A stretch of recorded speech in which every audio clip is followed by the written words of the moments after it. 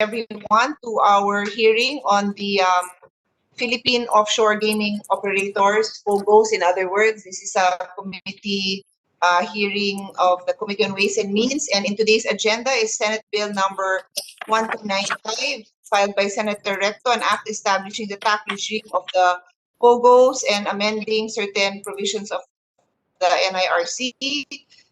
Senate Bill number 2076, an act taxing persons engaged in POGO, amending certain sections of the NIRC, filed by Senator Marcos, and House Bill number 5777, an act taxing persons engaged in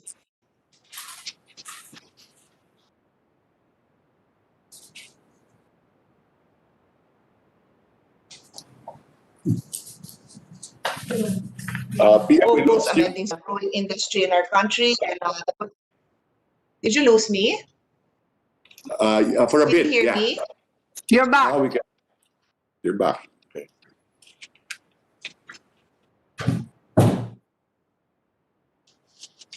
Ala, napuputol-putol. Sorry.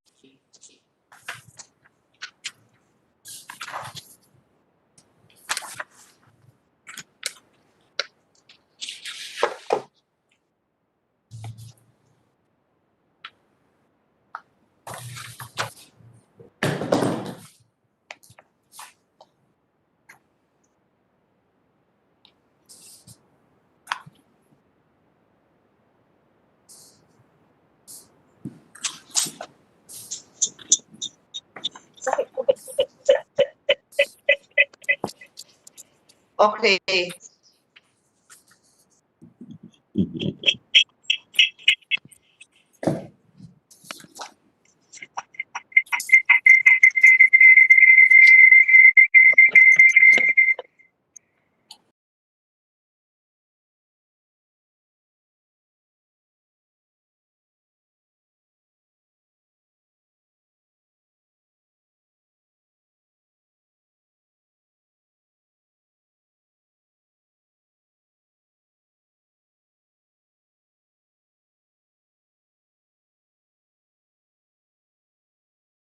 Yep.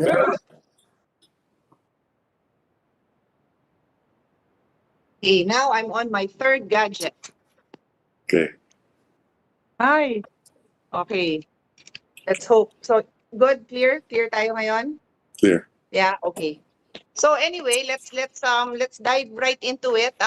Colleagues, we have presentations from the major agencies. I would like to suggest that we hear them out before we start asking our questions.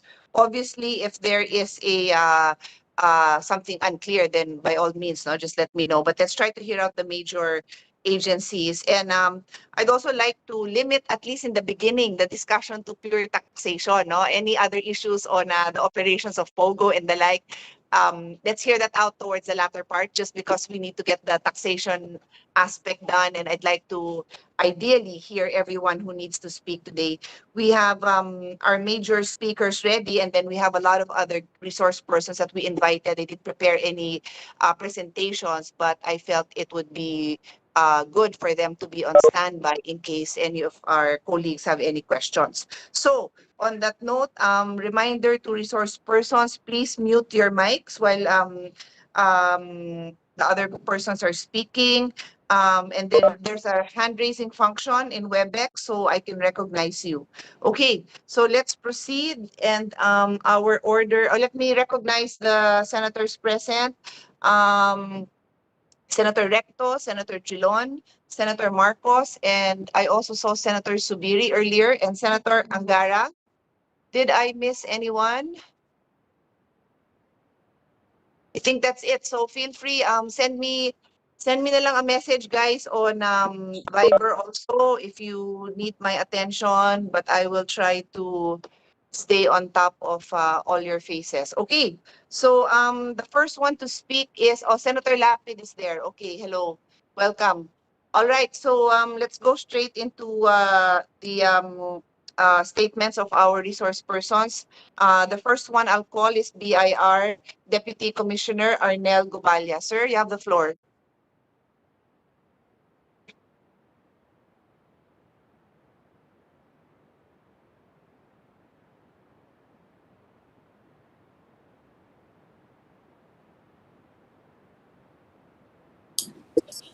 Madam Chair, just one. If I could. Sure, yes, yes, Yes. yes. Very Sorry, I should have asked, no, any statements. Go ahead, Senator Recto. I have no problem that the BIR make their first presentation, but maybe after the BIR so that we understand the size of the industry, because at the end of the day, we will be taxing based on the size of the industry. So the BIR, then thereafter, if possible, we could hear NEDA.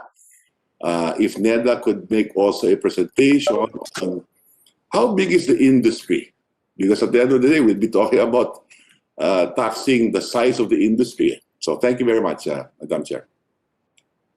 Yes, for the info of all, I also asked NEDA and DOF to prepare, but their response to me was that BIR will take the lead in the presentation. But like I said, they have to be here, and they are, to respond to questions, because that exactly was what I was trying to gather in my consultation with BIR, and they did not give me any figure similar to our off-the-record discussions. So we assume that DOF and NEDA would have some idea of this, maybe better than BIR. So please be ready, NEDA, DOF, whoever will be speaking to address this. Any other, initial comments? Senator Marcos, please go ahead. Yes, my initial comment would be my copious gratitude for the inclusion of my bill that was only filed recently. Maraming salamat sa ating chairwoman.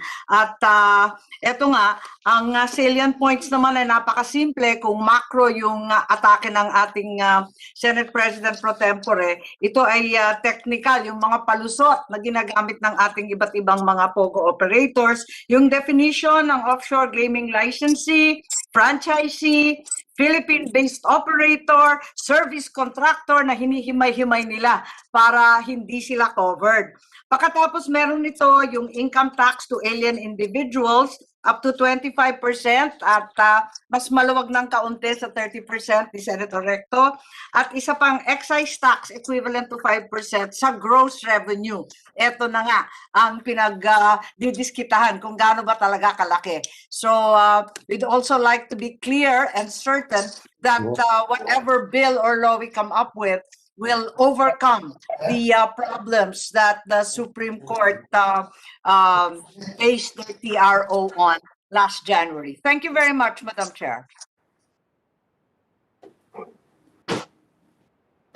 Yes, of course, Senator Amy, it's a pleasure to have your bill included. And as you said, kasama lahat yan, yung mga pinaghati-hating divide and conquer strategy ng mga service provider.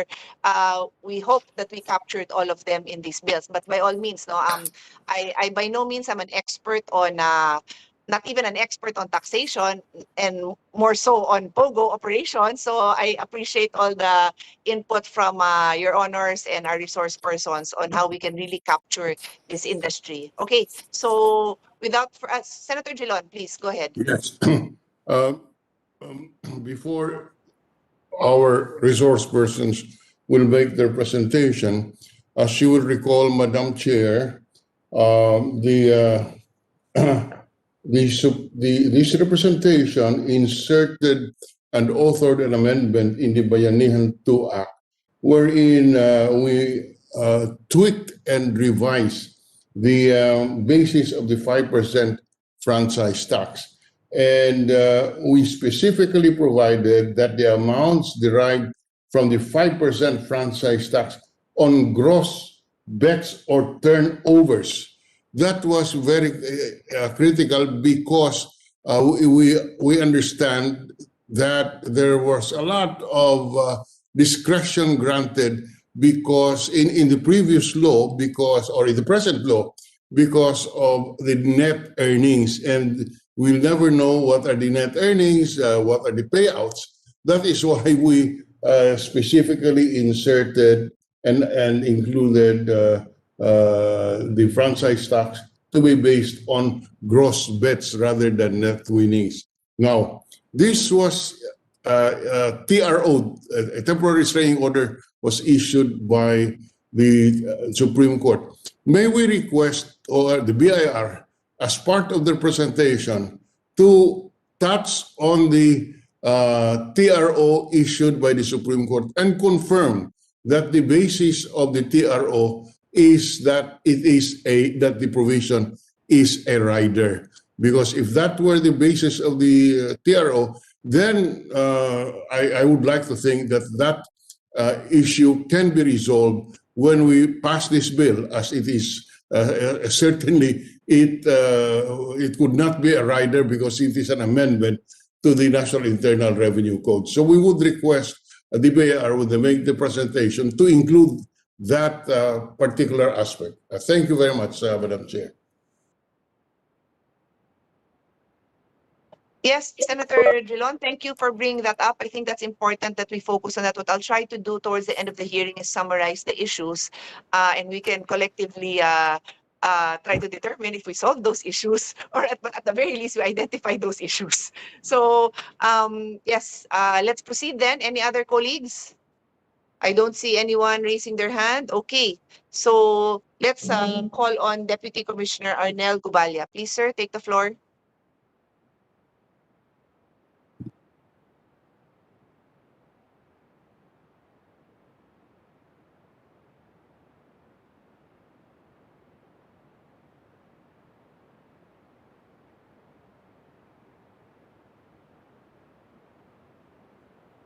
Is Deputy Commissioner Gubalya around? May I get anyone from BIR to respond? Alam ko, available naman siya kanina. So, is he not hearing me or? Ma'am, I'm now presenting. Can you hear me, ma'am? Can you hear me? Yes, I can hear you now. Again, ma'am, I will repeat the presentation. I will start, ma'am, with the... Sandali lang. Did anyone else hear him? He was already presenting daw. Baka na-mute kayo, sir. Kasi ako, I did not hear anything.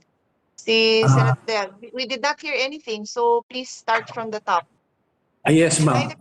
And neither can we see you. I don't know why. I, There you go.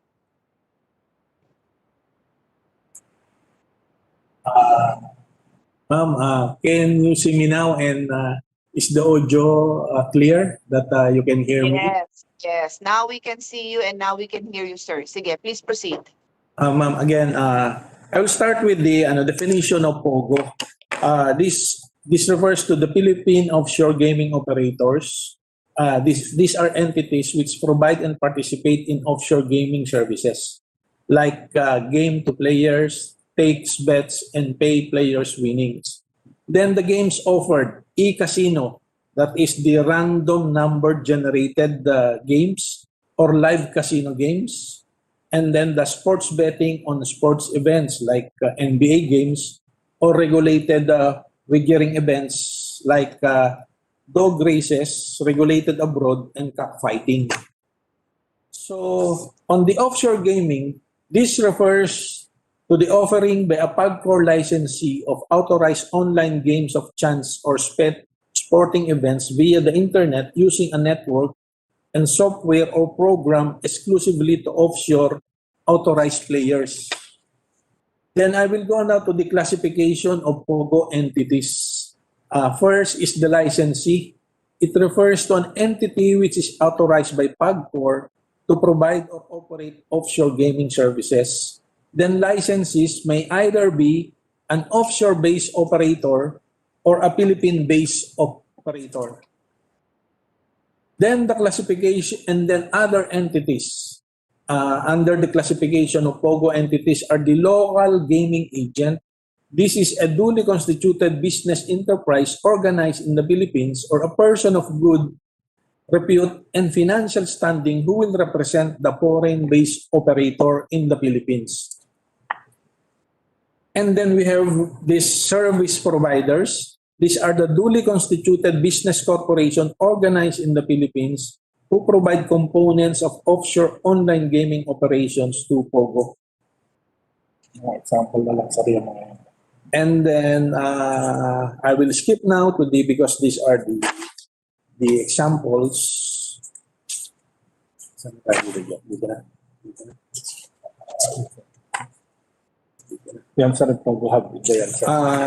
I would like also to discuss the definition of POGO hubs. The POGO hub is a complex which houses the operations of, as well as other logistical administrative and support services for offshore gaming operations of Pogo licensees and accredited service providers, which should ideally include, among others, the following logistic and administrative segments. These are office space, residential spaces, food establishments such as but not limited to canteen, cafeteria, and restaurant, grocery, convenience store or supermarket, health and wellness facilities, entertainment, leisure, and recreational facilities such as but not limited to restaurants, indoor sports activity area, pools, shops, gaming. And then we have the service shops and other basic needs which we can find in a Pogo hub. Excuse me lang, Deputy Commissioner. Pwede Yes, ma'am. pa-flash sana yung presentation nyo para nafa-follow namin?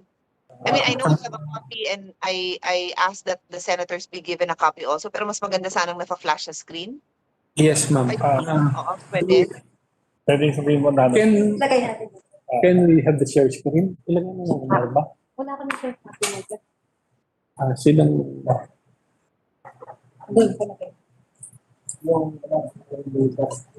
dito na sa classification of Pogo.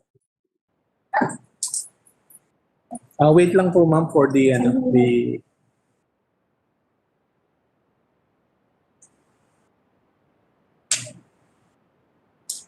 Sabihin ko lang sa naka-ibay mo. Yung March 4.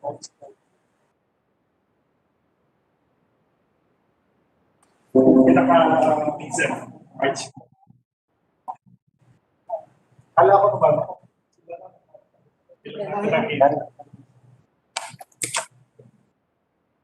Microphone. Thanks.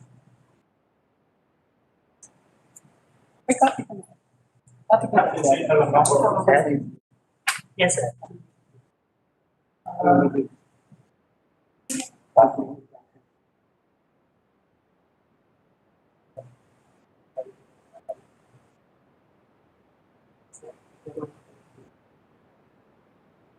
Ay, Xerox lang. Sir, can you update us? Kung matatagalan, maybe you can proceed.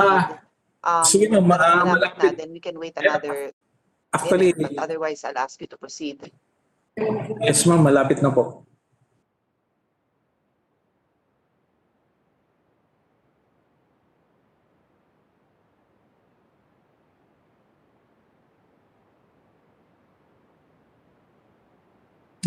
Well, in the meantime that the share screen is to be presented, I Can cannot hear you, sir. Can you hear him? I can hear you, ma'am. can you hear me? Can I be heard? Baka sa kay mama. Okay. Are you ready, sir? Yes, ma'am. Okay. Naka-open na? Sir, okay. Okay na ma'am, my audio. Can I... Nahididinig po ba ako? So, Yes. We are Go now ahead. the classification of Pogo entities, the Pogo hubs. I just mentioned what are included in the definition of Pogo hubs. So right now, the accreditation of, ibalik mo na, the accreditation for Pogo hub shall be valid for 10 years and renewable for another 10 years. There are currently 2 Pogo hubs accredited with PAGCOR. Next slide, please. I will move now, ma'am, to the taxability of Pogo entities. First is the income from gaming operations. This is the 5% franchise tax in lieu of other taxes. This is found in Section 13(2)(a) of PD 1869 or PAGCOR Charter. Then second is the income from non-gaming operations. These are the normal income tax, the value-added tax, and other applicable taxes. The compensation, fees, commission, or any other form of remuneration as a result of services rendered to Pogo entities shall be subject to applicable withholding taxes under existing revenue laws and regulation.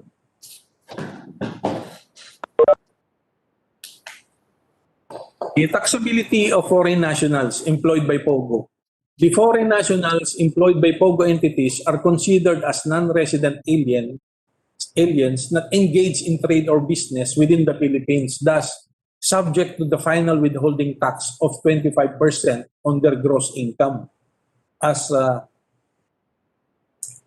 And then, these are the revenue issuances related to the POGO. That is RMC 102-2017, the taxation of taxpayer engaged in Philippine offshore gaming operations. And then we have this RMC number 78-2018, registration requirements of POGO licenses and its accredited service providers. And then we have this RMC number 46-2020. This is the circularizing the guidelines and requirements for POGO licenses and service providers to apply for a BIR authorization to operate during the ECQ and GCQ period. And then this 64-2020 is just a revision of the 46-2020.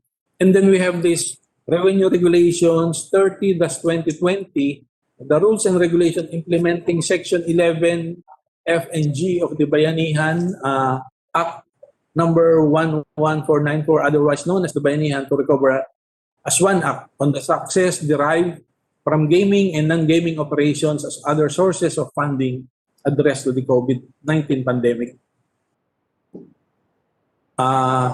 These are, ma'am, the issues pertaining to POGOs. First is the withholding tax. Instead of the final withholding tax of 25%, most POGO entities withhold and remit withholding tax on compensation based on Section 24 of the NIRC of 1997 as amended.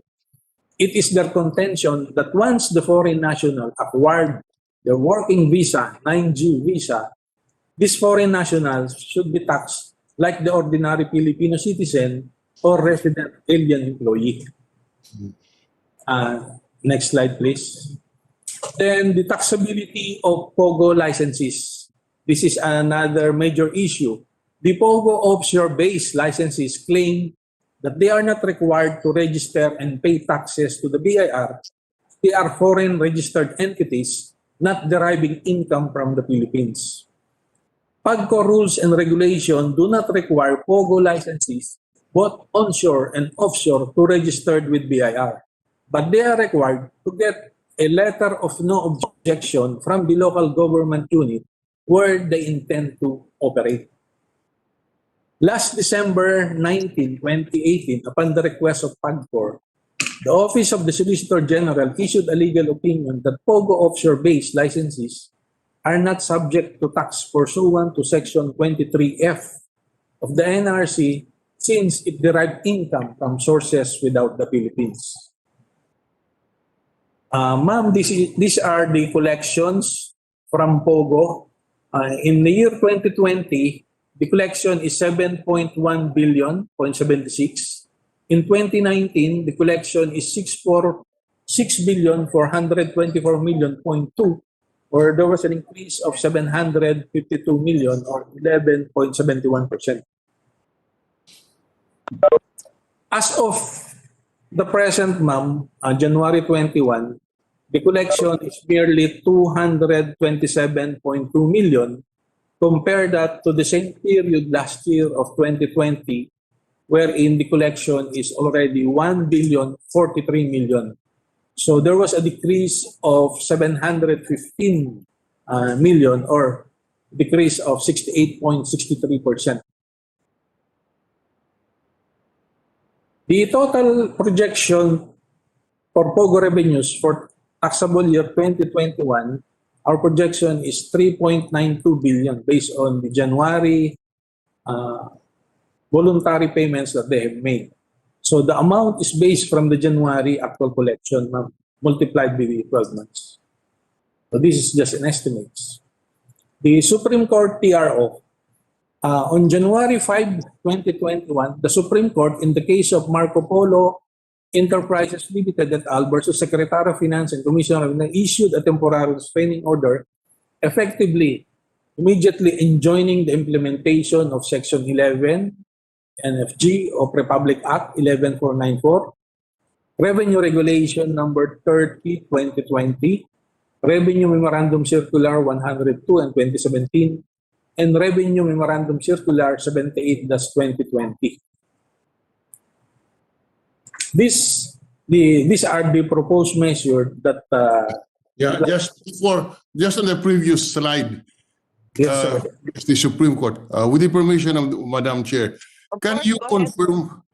confirm that the TRO is based on the principle that section 11, paragraph F and G are riders to the Bayanihan 2 law? Yes, sir. Yes, sir. Yes, sir. Yes, Your Honor.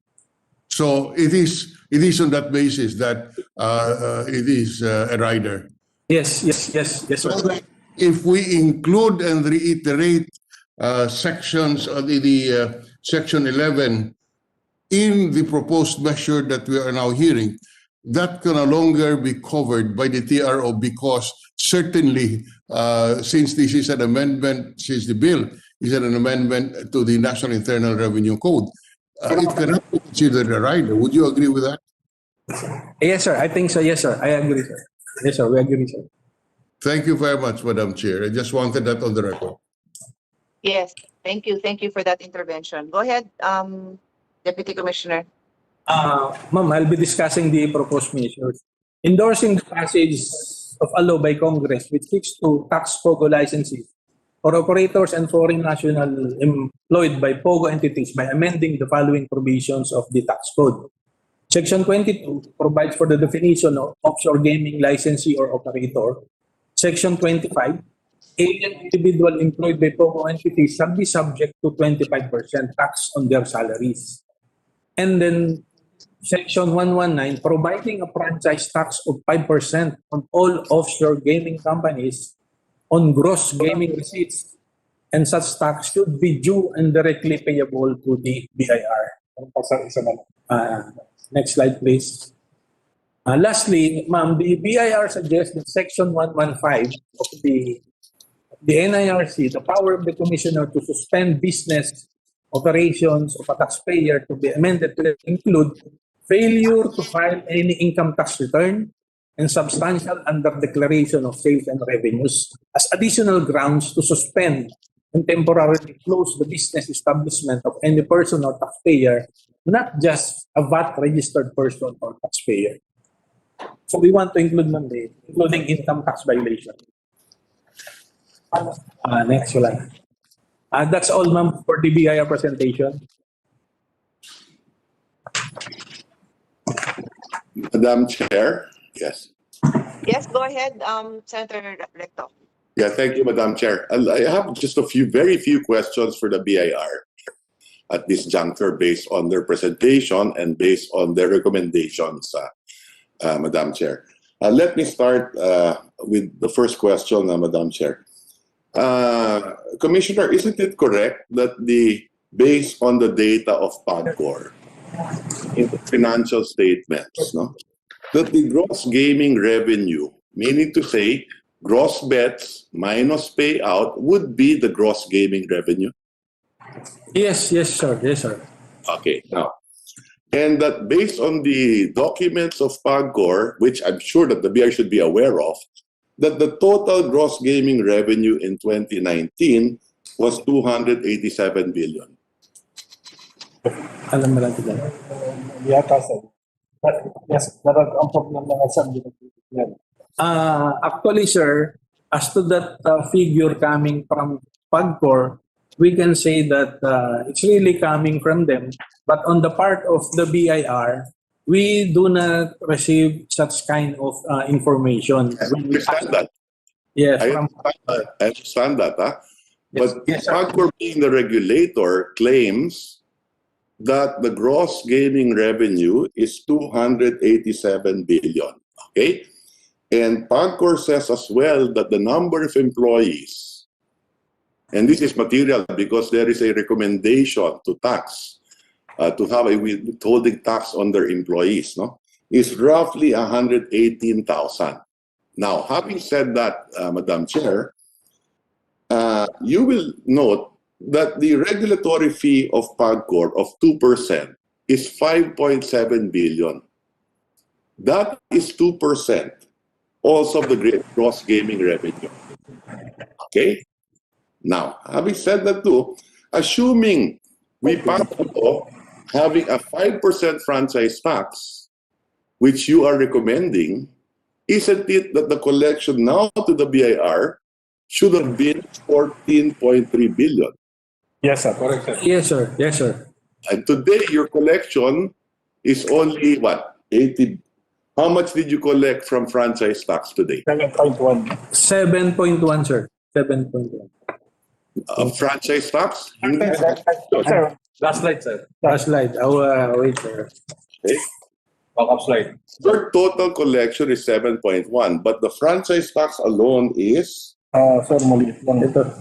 For 2021. 85. 2019. Sir, for the year, the franchise tax collection for January 2021 is now 123,245,000.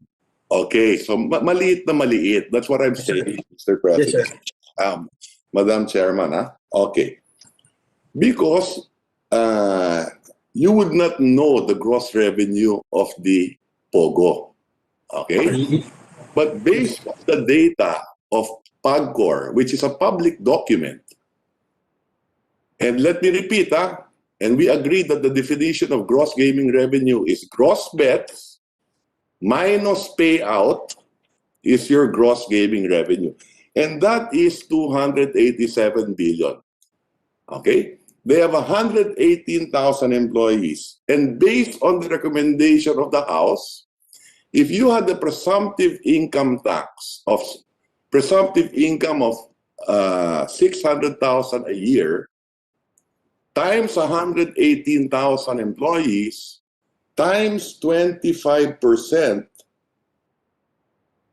we should be collecting 7.7 billion in withholding taxes. Wouldn't that be correct? Yes, sir. That's correct, sir. Yes, sir. That's correct. So that is how huge. So the total dapat in 2019 was not 5.7 billion of PAGCOR, and in your collection only what? So franchise tax, Less than 100 million, sir. Oh, napakaliit, no? Yes, sir. Then do you collect anything from withholding taxes on employees today? You don't, di ba? We sir. We collect, sir. Right now, sir, meron pa din. There are some who are voluntarily paying, sir. Yes. So how much are you collecting?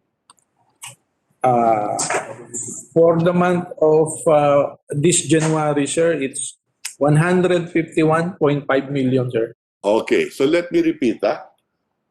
Based on 2019 and based on all public documents available, and this is all according to PAGCOR, okay?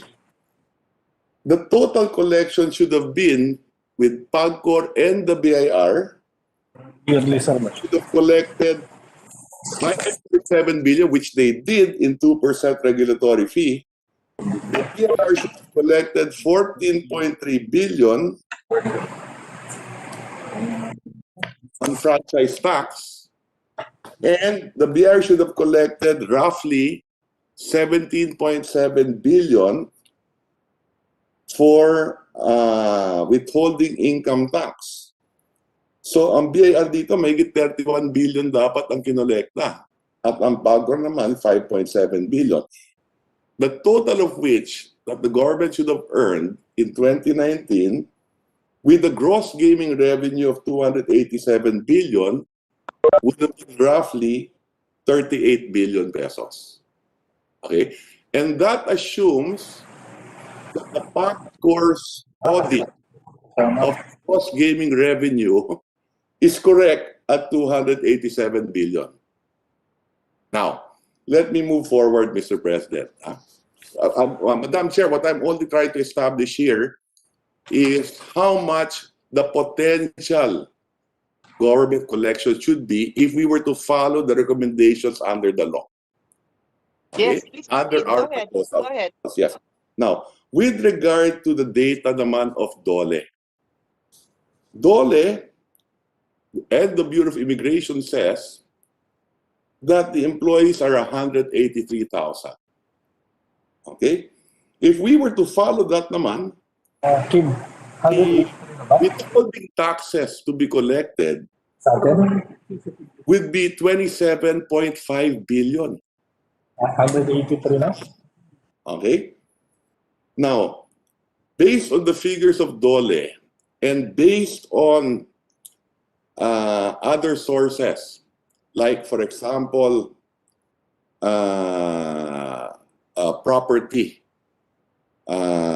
property consultants. Today, the square meter hire or lease by Pogo operators is more than 1 million square meters. And also, They're already just as big as the BPO. Just a minute, no, Senator Recto. Yes. Can I ask? I think the audio of Deputy Commissioner is on. Can you just turn it off because it's interfering with our ability to listen to Senator Recto. Okay, Senator Recto, please can you just repeat that last sentence? Go ahead. Yes. Based on PricewaterhouseCoopers, based on Lichu Properties, based on DOLE data documentation, okay? Based on the lease space of Pogo, which is almost as big, if not bigger, than the BPO sector already today, at least in 2019. And DOLE says it's 183,000. Okay? The gross gaming revenue would have been 540 billion. Meaning to say, there is such a leakage from 540 and then the PAGCOR data shows 287. Okay? What would have been the collection at 540 billion? And 183,000 employees. 2% regulatory fee of 540 would be equivalent to 10.8 billion. Okay? The 5% franchise tax, which is suggested or in the law, and we are now putting it in the bill here, would have been 27 billion. Okay. And the withholding tax from 183,000 employees would have been 27.5 billion for a total of 65 billion.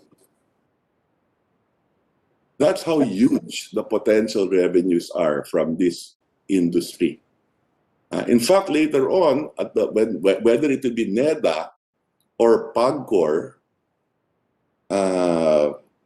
based on all information available at this point in time, no, the total global industry is 60 billion, mostly also in the Asia-Pacific region, and it would appear that the Philippines is the only one in the region operating, and we probably have a huge market share of that. And that it would appear that we are highly competitive in this industry, Mr. President. No? So I will reserve my other questions later on to PAGCOR and probably NEDA and maybe the DOF. But what I wanted to put on record is that today we are only collecting 5.7 and the franchise tax of the BIR of no more than 800 billion. So 6.5 billion, more or less. I'm not even talking about the service providers yet. Compared to what we would have been able to collect of 38 billion. Okay? That's at the 287 billion gross gaming revenue only. Now, if you put everything together, DOLE, a study made by PricewaterhouseCoopers, a study made by property consultant Lichu, the industry could be as high as 540, and there are other numbers. But let me start with these two. The collection should have been roughly 65 billion from this industry. No? So I will reserve my other questions later on to PAGCOR who is the regulator, who should know how to regulate the industry, and NEDA to find out whether this data is correct and how big is the industry domestically, globally, what is our market share, so on and so forth. And at the appropriate time, maybe we can invite also other resource persons so that we more or less understand the nature of the industry and potential collections that we get from the industry. And one final point, Mr. President. Of course, it is not my desire to tax them to death. The idea is to nurture them, but be able to collect the taxes also at the same time, Mr. President. No? So thank you very much, Madam Chair, for the opportunity. Thank you. And thank you, Senator Ralph, for bringing up those numbers so that at least we have something to go by. Senator Gilon, please go ahead. Thank you, Madam Chair. First of all, the bill that we are looking at under Section 2F very clearly excludes accredited service providers from the gaming tax imposed. Bayanihan 2 expressly included these service providers. Why the departure in policy that we have set in Bayanihan 2 of taxing service providers?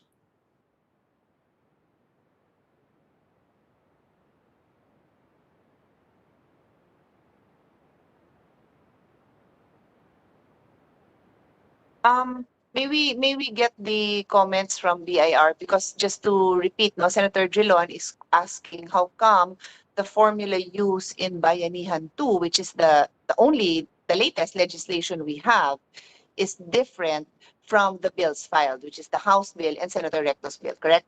Senator Gilon, no? That's your question to BIR. So Yes. where's their stand there?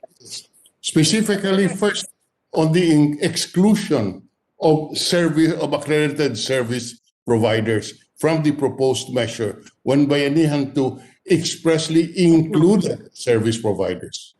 Okay, can you please answer BIR, please? As far as a revenue agency, we want that to be included so that we can collect more. Okay. It is just that we are, sir, ma'am, implementing what the law would say on how to implement. Okay, so thank you very much. I'm glad to hear that the BIR does not favor the exclusion of accredited service providers under the proposed measure. Thank you very much. Now, the second question is, the bill provides for a license fee of 5% on gross revenue or receipts derived from gaming operations. A gross gaming revenue means gross bets minus payout. Do you confirm that, sir? Yes, sir, I confirm that. Now, the difficulty of gross gaming revenue is that you have no way of determining what is the payout. And therefore, the tax leakage is easily achieved or easily done. Again, Bayanihan 2 provides that the 5% franchise tax shall be based on gross bets or turnovers or the agreed predetermined minimum monthly revenues from gaming operations. Again, I assume, given your previous answer, that you would rather favor this wording in Bayanihan 2 because it removes the discretion, it removes the leakages because of the payouts being deducted, so that under Bayanihan 2, the franchise tax is based on gross bets or turnovers on the agreed predetermined monthly minimum revenues from gaming operations. This would favor the BIR and the tax collection. Yes, sir. Yes, sir. It would favor the BIR on that scheme, sir, that you have. And you would, I assume, being in the collection agency of government, you would favor that the franchise tax be based on gross bets or turnovers rather than gross bets minus payouts or the net. Sir, I believe as tax administrator, we go for a simple, Yes. simple mechanism to get away with discretion, to get away with default, I agree. tracing of Yes. And basing the franchise fee on gross bets would precisely remove that discretion because you do not consider the payouts. Would you agree with that, sir? Yes, sir. Yeah, it would remove the I agree, sir. Okay. All right. Senator Gilon, Yes. before you move on to a next point, can I just go back to your first point? For sure. Because I recall that in my briefing with BIR, I got a different answer. So with regards to service providers, as your honor correctly pointed out, it is excluded in the bills, no? And BIR said, kung sila naman ang tatanungin, gusto nila ma-include because bigger revenues. But what we discussed, Deputy Commissioner, yesterday was, yes, you want to capture them, but by excluding them, they would now fall under CREATE or our NIRC tax laws and therefore be taxed regularly. And actually, it will derive higher income. That's what you told me yesterday. So basically, you are still taxing them. We are not excluding them. At sabi nyo, mas malaki pa yung tax pagka ganon. So let's clarify that position, no?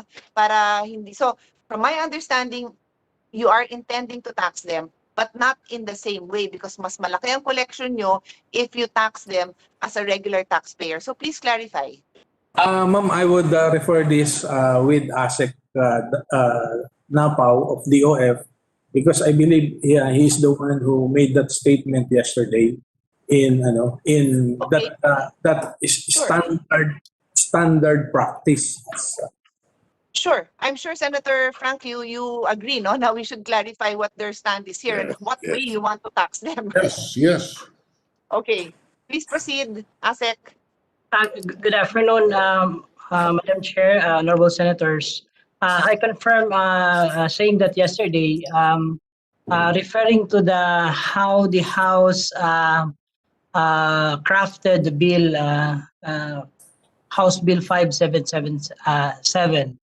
It appears that they are going back to the pre-pandemic manner of imposing the taxes on Pogos, whereby only the Pogo licensees will be subject to the 5% franchise tax, while the service providers, which are domestic corporations, will be covered under regular taxation. Under CREATE, it will be they will be covered under the 20% or 25% rate, Madam Chair. And your computation results in that being more beneficial to government. Is that correct? Just for the record.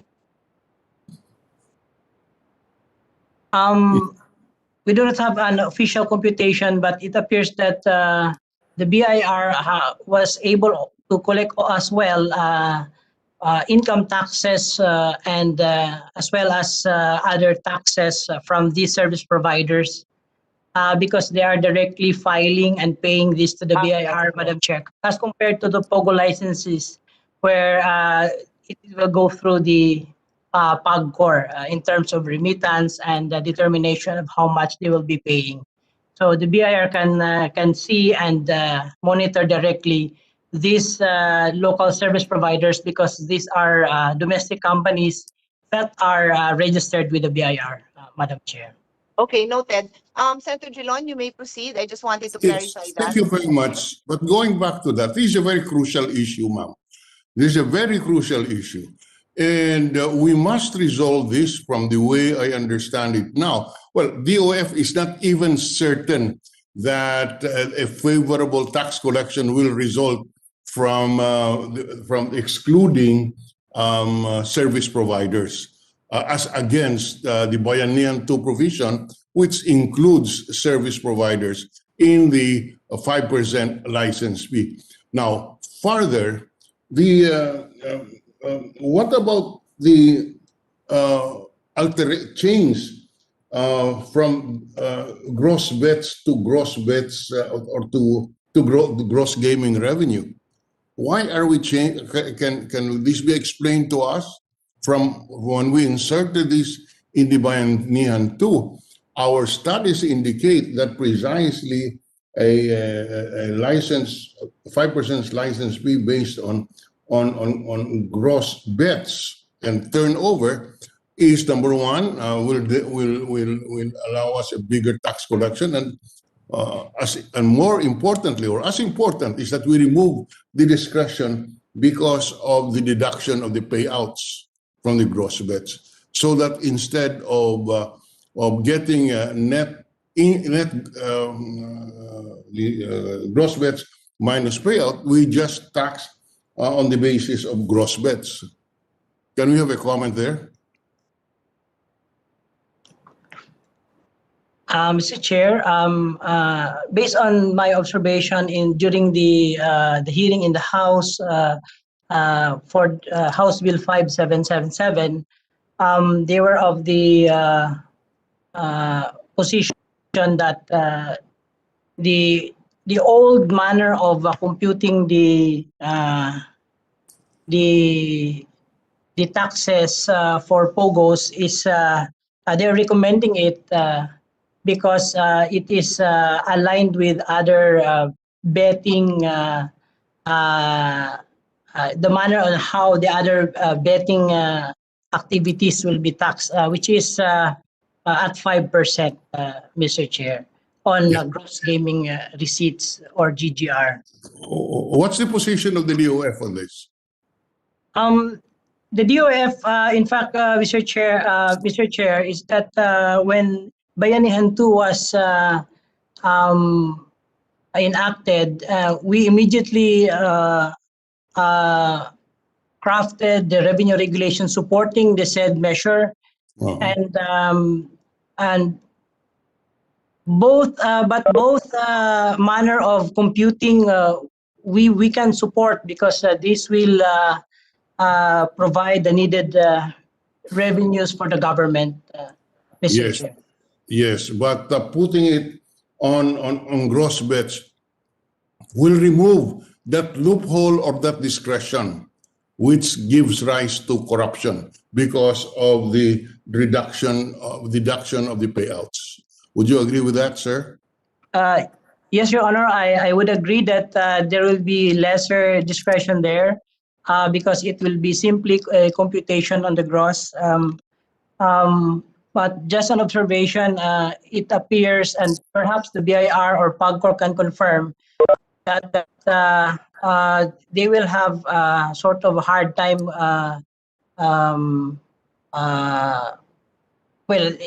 The reason why they insisted on having a case with the Supreme Court is that they will be having a hard time complying with the same. Admittedly, Your Honor, it will make them pay more to the government. It will make them. Just one point, Senator Recto, before I yield the floor to you. The fact that the service providers and the licensees went to the Supreme Court means that they read the Bayanihan 2 provision as unfavorable to them in terms of tax liabilities. That's logical, because if they saw that this is favorable to them, they would not get a TRO. But having made that observation, yes, I yield the floor to Senator Recto. Just a follow-up on this issue. Whether it is gross, I understand the argument. No? Yung payout kasi, well, first, before I ask the question, DOF and maybe to PAGCOR, what is the average payout ba of casinos, or in this case, itong Pogo? Would it be roughly anywhere from 60 to 70% on the average?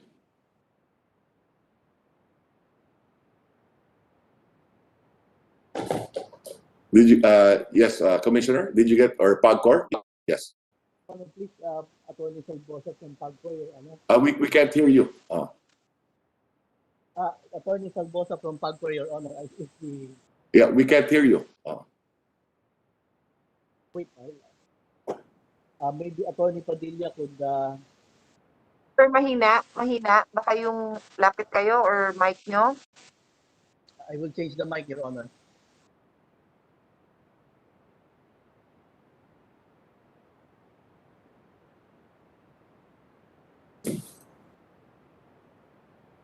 Good afternoon.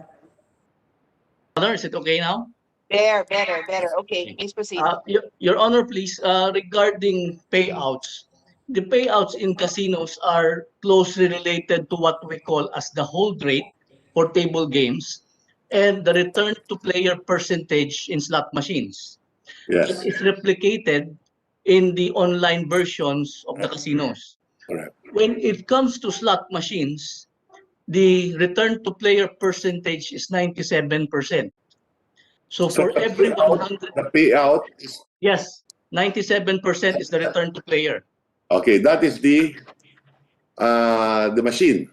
The machine, the slot machines. Okay. So for every 100 peso bet, the casino returns to the players for in the form of payouts and prizes 97 pesos of that 100 peso. And Yes. then we only retain the 3 pesos. Yes. Now for table games, it And you tax the casino now on the 3% na natira, di ba? yes, Your Honor, please. Okay. Yes, Your Honor. Okay, please proceed. Yes. When it comes to table games, it depends on the design of the table games. For example, Baccarat, the hold rate for Baccarat would be around 2% low to I think a high of 12%. So it really depends on how the odds are and the Correct. number of players. So when you tax based on gross bets or gross revenue, actually abonado pa ang casino. Yes. Because for Correct. example, a 5% tax on gross bet, let us say for 100 peso bet, you are being taxed, or the casinos would be taxed at 5 pesos, while we're only retaining 3 pesos. 3 pesos. Correct. So abonado pa ho kami doon. That is why the casino industry is really objecting to the tax on gross bet or on turnover. Yes, Because understood. Yes. the industry would die. What And about that is, what about Yes, Your Honor. Pogo? Yes. Now we discuss the casino and we understand, no? What about in the Pogo? Because the Pogo is an IT industry, IT gaming. Your Honor, please, the Pogo industry only mimics the brick and mortar casinos. Yes, Your Honor. When it comes to the return to player percentages, we cannot change that because that is already a market or an industry level. In fact, the lowest that we can go, for example, for online machines, which mimic brick and mortar slot machines, is 97%. Actually, to be more competitive, we will go 97.25 or 97.5 so that it will be more lucrative to the players. Thank you As for to that. Your Honor, as to the table games, the online table games, the hold rate will still be the same as the brick and mortar table games. Thank you very much. One last question. Yes, Games Your Honor. na halimbawa, let's say wedding. Wedding, for example.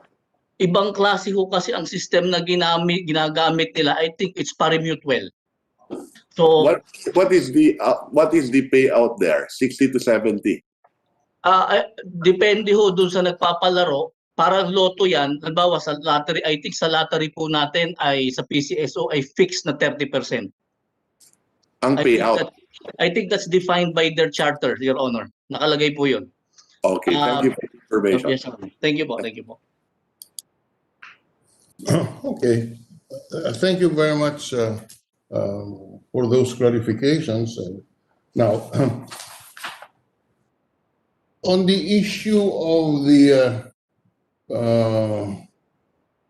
presumed gross income of the workers in the industry. The proposal is the presumed income is 600,000 pesos per annum for purposes of computing the tax. Is that correct?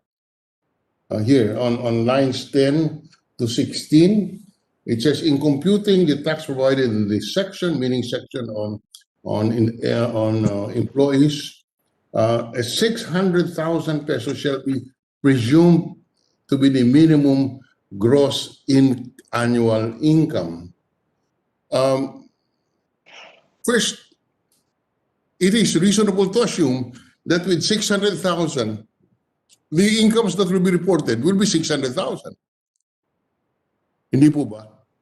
Isn't that the logical result of this?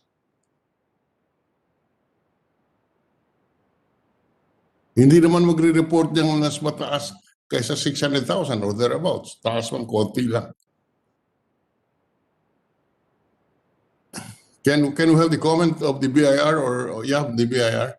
Is it a logical assumption that with a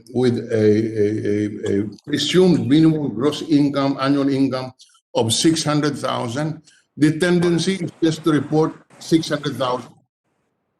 I think so, sir. If they cannot be, if cannot be ascertained by BIR, because in practice, sir, when we started with Pogo, we are assessing them in the range of 70 to 80,000 a month.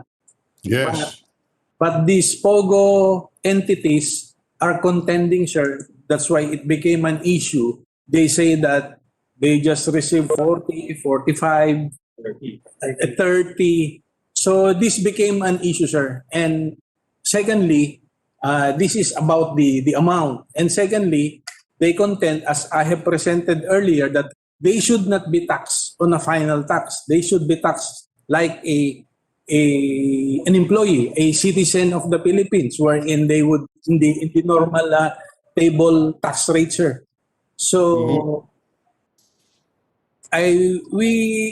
when Congress came up with that presumptive 50,000 minimum gross income, I think it's on the lower house who made that computation as far as the presumptive. Yes. What would be from the view of the BIR? How much should be the minimum presumed monthly income? Remember that we all know that the POGCOR employees enjoy free board and lodging. They are housed, and of course, theoretically, that's additional income, but it's not reported. So that is why you're putting up an assumed income of 50,000 a month, or even less, because if 30th month pay is paid, it's less than 50,000. It's about 45,000. Sir, I would say that in actual practice, we have really difficulty in ascertaining the actual compensation received by these foreign workers, because we found out that they have this free board and lodging, they have these free meals, and the other freebies aside from their basic salary. But the difficulty, sir, is on how to document this. That's precisely you avoid that difficulty by having a presumed minimum gross annual income. What we're just saying is that 600,000 as the presumed minimum gross annual income is quite low, because you said that in the BIR the BIR estimates that before the COVID pandemic, it's in the vicinity of 70,000, given all the freebies that they have. So 600,000 to me is low, and from your statements, you would favor higher than 600,000. Is that correct, sir? Yes, sir. Yeah, we would favor a higher minimum as a floor presumptive income. Yes. How much would that be in your mind, in your view, as our resource person advising us? I think this is 7. Sir, 70 a month would be a reasonable presumptive. Thank you very much. Yes. That is all in the, wait.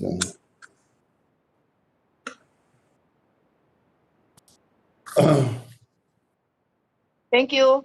Thank you, Senator Drilon. I'd just I'll like just to come back acknowledge. later on. Yeah, Yes, to give our anytime. colleagues another chance. Yes. Anytime. Just to acknowledge, Senator Zubiri has joined us. And BIR, are you finished? Deputy Commissioner, are you done? Because we called on Yes, ma'am. UF to answer the questions of Senator Ralph and then Senator Drilon. But are you done with your presentation? Yes, ma'am. We are done with the presentation, ma'am. We are done. Okay. Madam Chair.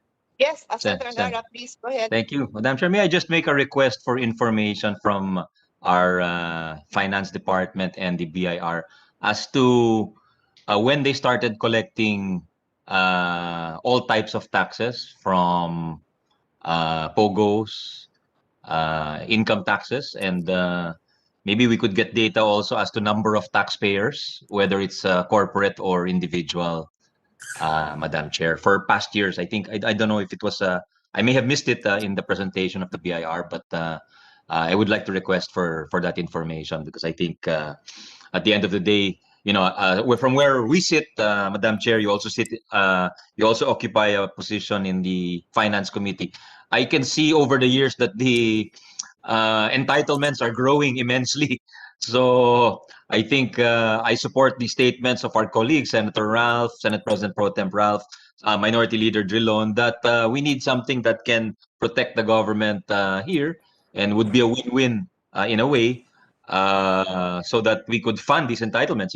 Kulang tayo, you as an author of UHC, along with Senator Recto, UHC being the Universal Healthcare Law, talagang kailangan pondohan yun. I think we're short 100 billion or something like that, no? Si Senator Recto, I'm sure, knows all the figures.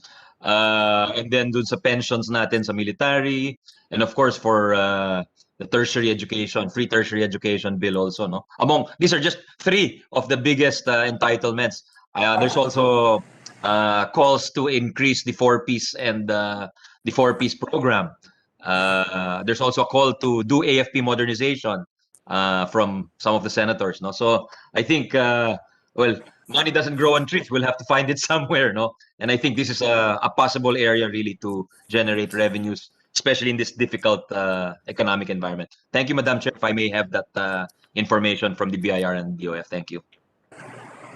Yes, Just- kindly provide the agency that Just you're one more instructed. question. Yes, ma'am. Yes, sir. We will provide the information as requested by Senator Angara. Salamat, Just salamat. one more question. If Senator Angara is over, can I ask one question, ma'am? Go ahead. Yes. Addressed to the BIR. Why are accredited service providers 0 rated? Especially. Sir, because of the special law. What? PD, Provide, there was a law, sir, granting them an exemption. Yeah. Okay, if that's a law, we can always amend it. That's what we're doing now. Section 108.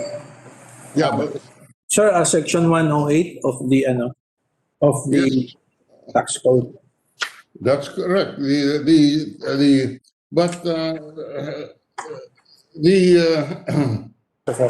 Section 1.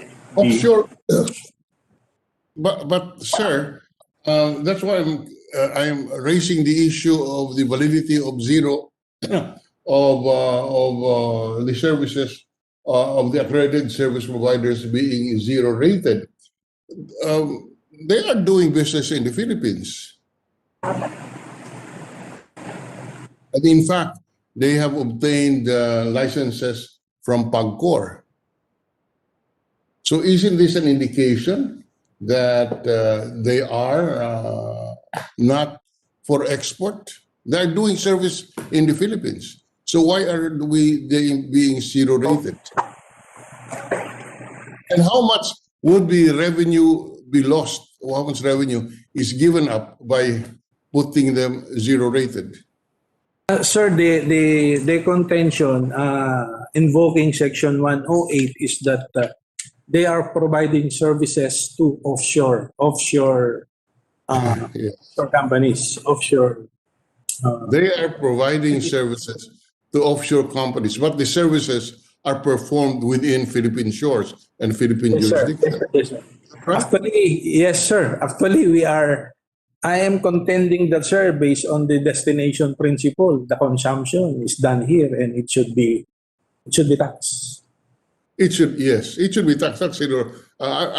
In other words, you don't agree with the way this measure that you are considering is being crafted in terms of the zero rating section. That's section 3. Sa bill. Yes. Correct, Mr. Gubalya? Yes, sir. Yes, sir.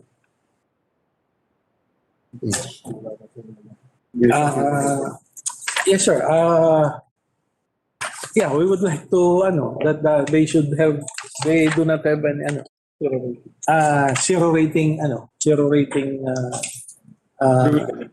Classification.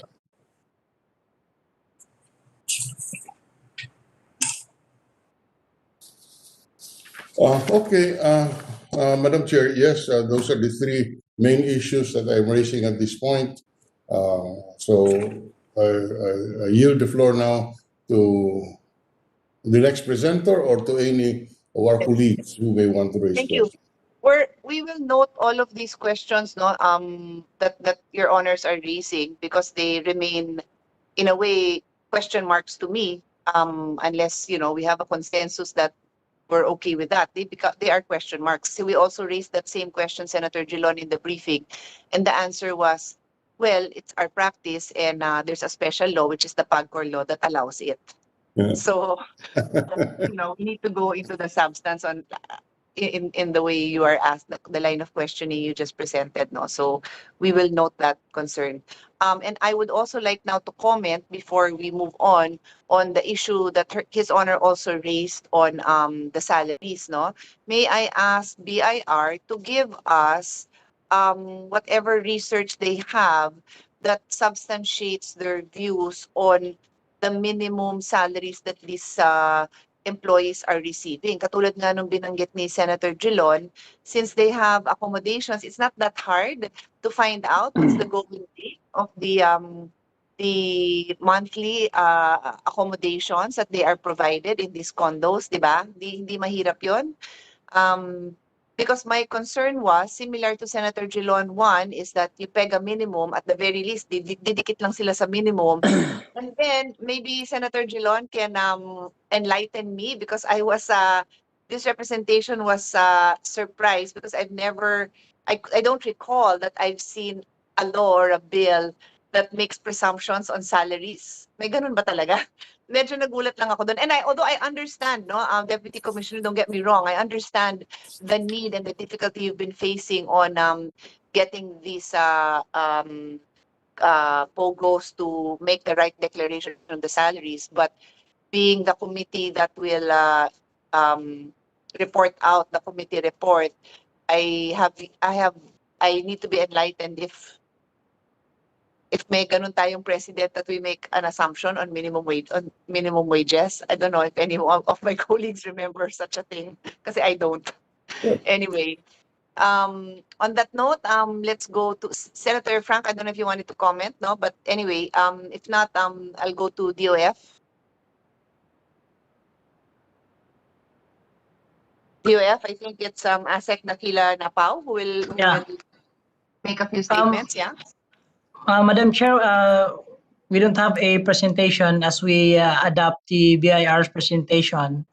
But the DOF is supportive of the measure to impose taxes on POGOs, because the revenues that will be derived from this industry will be of help to our to the government's coffers for all of these projects that we have, and for all the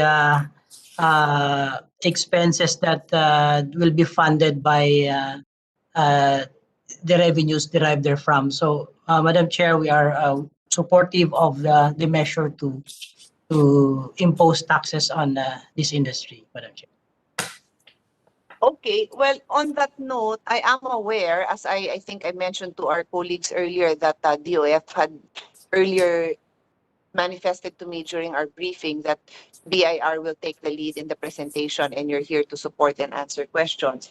And I specifically asked if you had projections on revenues. And I recall, and my staff confirms, that you support the projections of BIR, which is the 3.92 billion, which is very different from Senator Recto's figures earlier. So would you like to comment more on that? Do you need more time to study Senator Recto's comments? Can you please give me a response?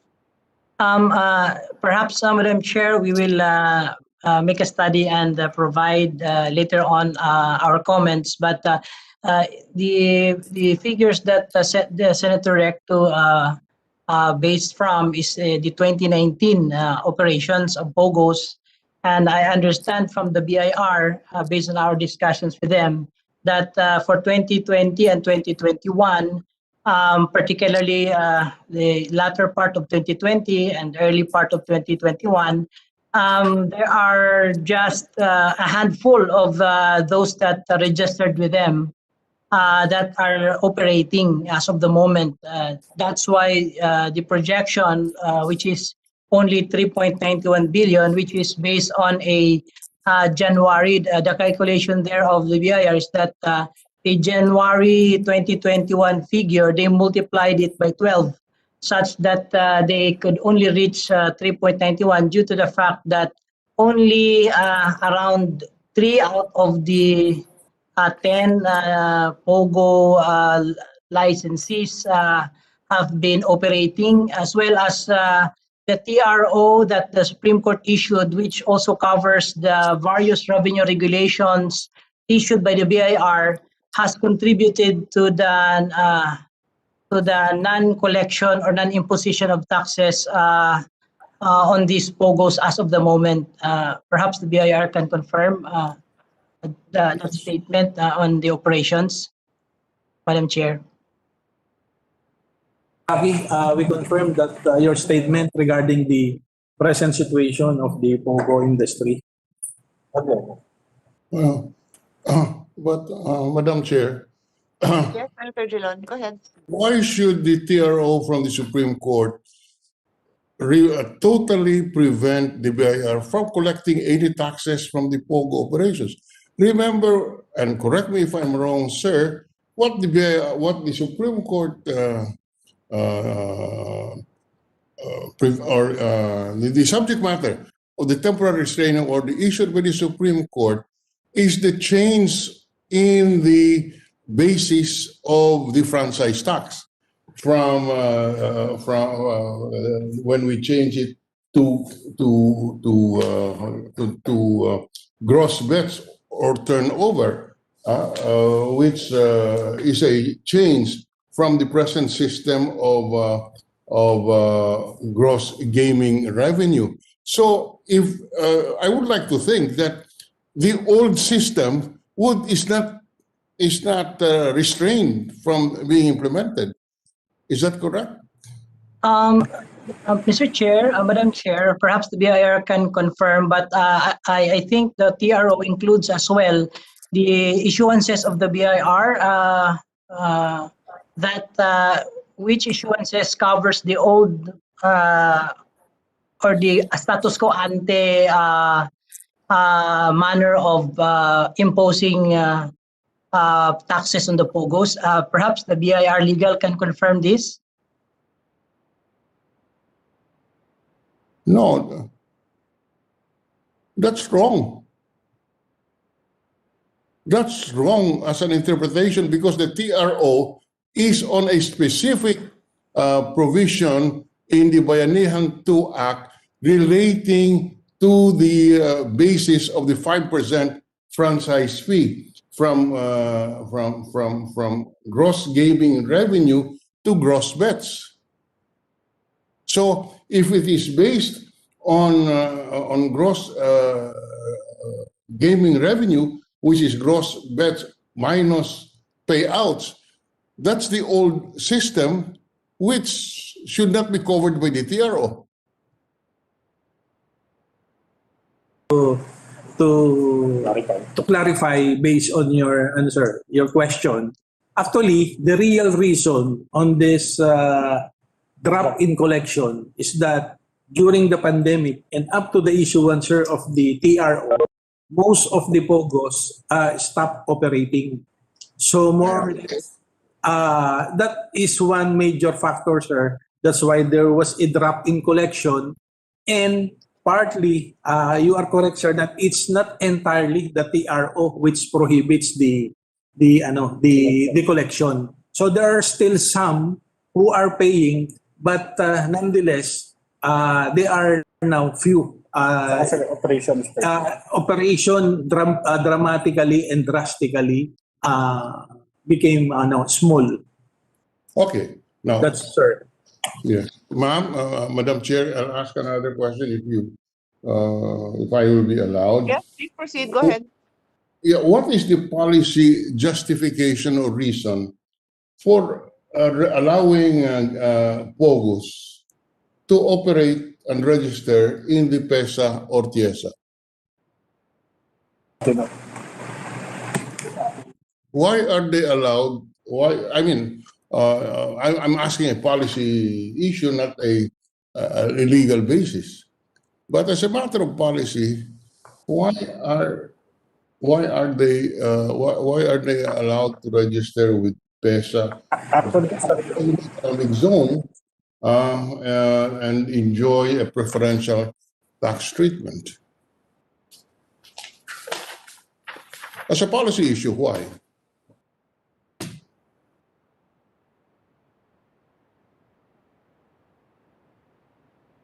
Sir, on the Because, the reason I'm asking that is that these POGO operators, we have licenses issued by the zone authority, but they operate outside of the zone. Hindi po ba? I would say that as far as BIR, we are on the taxing these POGOs. As far as regulating, sir, can I refer to PAGCOR on this on where do these POGOs can operate and can put up? Yes. Your Honor, please, on the part of PAGCOR, if you remember, Your Honor, Republic Act 7227 or the BCDA Act provided for the authority of PAGCOR to issue licenses inside the original economic zones. Mhm. Now, when the PESA law was enacted, there was an ipso facto clause. I think it is section 51 or 61, which says that whatever could be done inside a BCDA economic zone could be done inside a PESA ecozone. So the licensing authority of PAGCOR inside originally in 7227 was ipso facto implemented in the PESA ecozones. Okay. Yeah, but I'm raising the issue of the correctness of the policy, not the legal basis. Sorry, Your Honor. Yes. So that's why I'm raising the issue of that's a policy issue because we can always amend what the law states. Now, another procedural matter. Yeah. Let me just add to the discussion. During my briefing with BIR and DOF the other day, my understanding when I asked a similar question is that our policy now is that they would now fall under this one regime that we are going to pass. There will not be any separate treatments in the in the various eco zones. That's my understanding. So later on, and I don't mind if His Honor continues his questions. Later on, I'll call on DOF again, and then EDA will. I don't think they have a presentation, but they can say their piece on all this, and then later on we have a few IPAs present also. Okay, just one final question. Under the bill, the taxes fees would be collected by PAGCOR and then remitted to the BIR. Bakit dadaan pa sa PAGCOR? Bakit hindi na lang idiretso sa BIR?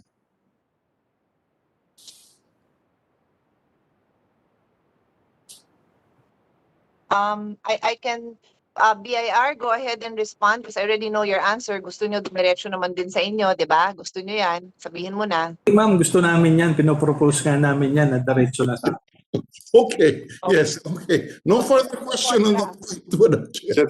Just to add, Madam Chair, if I may, I think one of the reasons why they wanted it with the PAGCOR is because according to PAGCOR, they can regulate it better than the BIR. I'm not saying I agree with that. All I'm saying is that PAGCOR, if I'm not mistaken, and maybe we can hear from them later on, has a third-party auditor. That's how they audit the Pogo. They hire a third-party auditor, knowledgeable on this, on IT, to determine the gross gaming revenues, supposedly.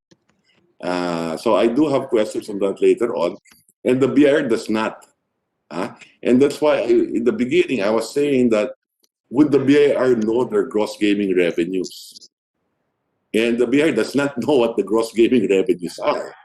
But it's a public document with the PAGCOR to begin with.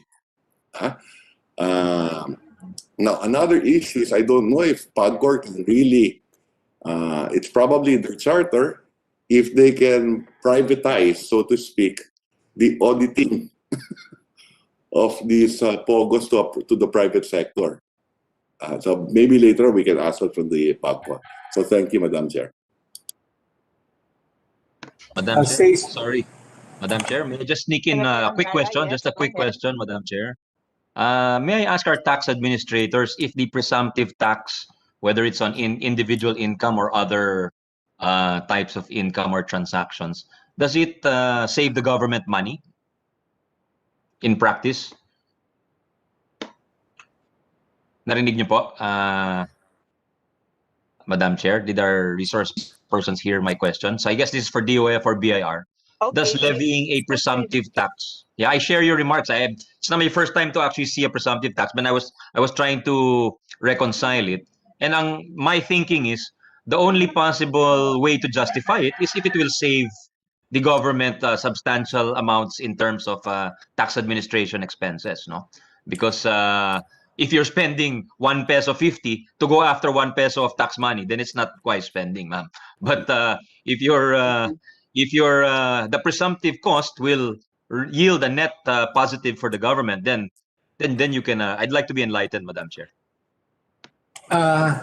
Sir, I would like to subscribe to your point that the cost to collect here is, I think it's more beneficial because in actual practice, when we try to compute the real compensation of a foreign worker, the situation is there are 50 or 30 individuals living in one condo.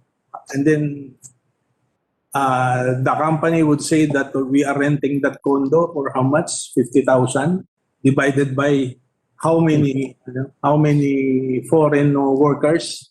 So that's the difficulty in indirectly imputing each individual salary of these foreign workers, because by practice they are really living in one condo which they share. There are so many foreign individuals in one condo unit. Sure. So that's only one of the situation, the difficulty in directly computing the actual salary of these foreign workers. Anyone else? DOF? Anyone else wants to respond to that? Yes, Madam Chair. I share the sentiments of the BIR. In fact, in one of our discussions on how to capture these withholding taxes on these POGO employees, they had difficulty, in fact, in tracing the names because these, for example, the Chinese individuals, they seem to appear to have similar names.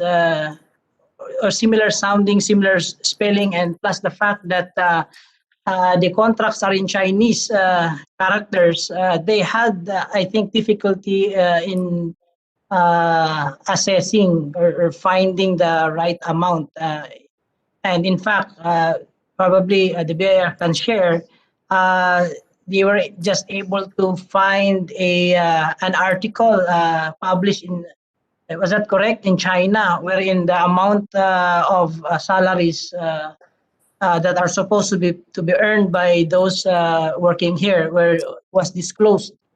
So I think there's difficulty there, and I think the reason for the flat amount or presumptive amount is really on administrative feasibility on the part of the BIR. Thank you, Madam Chair. Yeah. Well, just a quick comment when we refer to when he's on with when ASEC mentioned the contract being in Chinese, you know, when our OFW goes to other country, we comply with whatever requirements they have. So we should just also make a list of our own requirements. If that includes a translation of the contract, then we should do that because, I mean, more than anyone, our countrymen are very familiar with these requirements. So we should also do the same. Hindi sa pampapahirap, pero if there's a reason for it, and I don't think a translation is a very difficult requirement to make. So anyway, let's move on. No? Let's get the statement of NEDA, and then we will proceed from there. NEDA, please. I think it is Ms. Rachel Ramos from NEDA. Yes, Madam Chair, if I may, on behalf of our NEDA principals. Yes, please proceed. So good afternoon, Madam Chair. This is to respectfully inform you that NEDA is still finalizing our official position paper, and we will transmit to the Senate as soon as approved. That's it, Madam Chair. Thank you. Can we try to get it this week, no? Because if all of our resource persons already can finish their statement this week, then inyo na lang yung aantay namin. So kindly try to deliver that within the week. Well, it's already Thursday, so Friday, sana kung pwede. Yes, Madam Chair, I will communicate that to our principals. Thank you. Okay. So PAGCOR Attorney Victor Padilla, can you make your general statement or presentation? I know you answered a few questions earlier, but are there any other statements that you want to make, clarifications? Good afternoon, ma'am. Your Honor. For this bill, we don't have any objection. Actually, we think that the clarification on taxation laws would really help the stability of the POGOs here in the Philippines, ma'am. That's it. Sorry, sa iksinong sinabi mo, hindi Right, ma'am, kita narinig. yes, ma'am. Sorry, ma'am. Madam We Chair. don't have it. Yes. Ma'am, we don't have any objection with the law. Actually, we think that the creation of the law or the passing of the bill would actually help in the stability of the operations of the POGO here in the Philippines, ma'am. Diretso yung sabihan, may Oh, tatanong. sige. I have questions for you, but let me acknowledge first Senator Lito Lapid. Sir, go ahead. Madam Chair, total nagsalita na rin at natawag na rin si Atty. Padilla. May liliwanagin lang ako. Kung masasagot niya, ilan ba ang POGO na may lisensya sa kanila sa PAGCOR?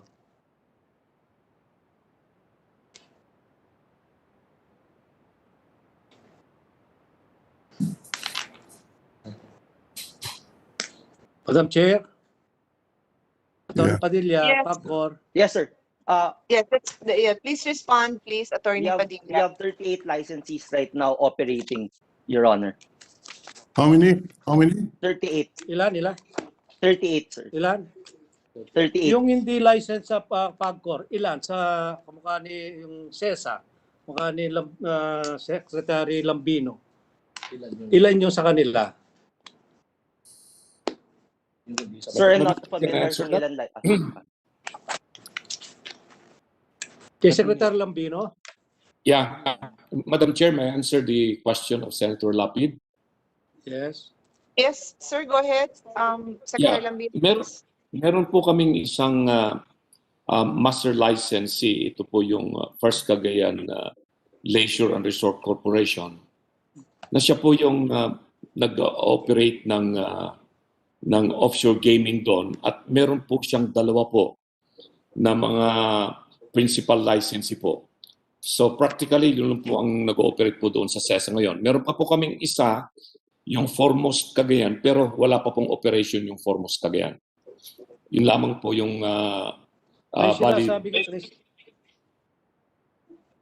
Yes. May sinasabi kanina si Senador Drelon na may nag-ooperate sa Makati. Sa inyo ba yun?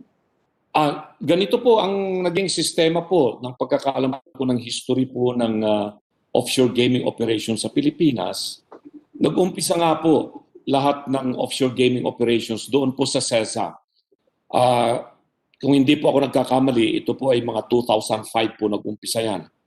Pero noong 2017 po, pagka-assume ko po na administrator ng CESA, ay itinigil na po lahat ng CESA yung operations ng mga may lisensya outside sa economic zone. Lahat po ng aming mga na-issuehan ng lisensya po before 2017, nag-apply po sila ng lisensya sa PAGCOR base po doon sa executive order po ni Pangulong Duterte. So, wala na pong operation ng anumang CESA licensee ng offshore gaming outside of CESA po. Kung meron pong nag-ooperate po ngayon ng mga offshore gaming operation outside of CESA, yun po ay masasabi po natin sila po ay lisensyado po ng PAGCOR o kaya po baka po lisensyado po ng ibang jurisdiction. Pero po sa CESA masisiguro ko po sa inyo na wala pong nag-ooperate ng offshore gaming na CESA licensee outside of Santa Ana, Cagayan. Salamat po. Sa PAGCOR, sa kasalukuyan, paano nyo nalalaman ng PAGCOR gaano kalaki ang pumapasok na taya sa lahat ng Pogo operator? Sir, we have a third-party audit platform na sila po yung nagtatrack kung magkano yung betting and payouts ng mga Pogo licensees po. Yung ba CESA? Sa CESA ba yun? It's a consortium po, private consortium po na nag-audit? Opo, yes po. Paano nyo masusiguro na tama yung deklarasyon na pumapasok sa tinataya na ipanadadala ng mga Pogo operator? Meron rin po kaming isa pong departamento, yung CMED po. They check rin naman po yung back office ng Pogo licensees and at the same time ng third-party audit platform kung consistent po yung mga binabato nilang data po or nakukuha data. Kailangan mahalaga ang mga katotohanan na audit na kinikita ng Pogo na operator upang masiguro natin ang buwis na pupunta sa gobyerno. Opo. Paano sa CESA yung audit niyan? Madam Chair, Senator Lapid, yung pong First Cagayan Leisure and Resort Corporation, ito po yung pagkakaiba namin po sa Pogo ng PAGCOR. Ang FCLRC po, bilang binigyan po namin ng authority, meron po kaming agreement dyan na dinatnan ko na po at nireview po namin mabuti po yung agreement na napirmahan nung nakaraang administrasyon. At binago po namin yung mga iba pong mga provision po. Ngayon po, sa auditing po ng gross gaming revenue, magkatulong po ang CESA at saka yung First Cagayan. Kasi ang First Cagayan po, hindi naman po sila yung nag-ooperate. Ang nag-ooperate po ay itong mga offshore gaming operators, mga foreign companies po ito, na kumuha rin po ng lisensya po sa amin. Binigyan po namin sila ng lisensya, pero dumaan po sila sa matinding pagsusuri po ng First Cagayan, at ang First Cagayan nagbigay po ng rekomendasyon po sa amin bago namin po sila inisyuhan ng lisensya. Meron po silang binabayaran pong license fees po sa amin. Nagbabari po yan ng $5,000 hanggang $100,000. Depende po sa laki ng operation po nito. So ngayon po ay dadalawa po yung meron pong lisensyang na-issuean namin ng gaming license. At ang First Cagayan po, sila po yung kapartner namin para maisiguro na makikita namin yung gross gaming revenue. Meron pong tao yung First Cagayan na nagmo-monitor, meron din po kaming tao sa SESA na nagmo-monitor.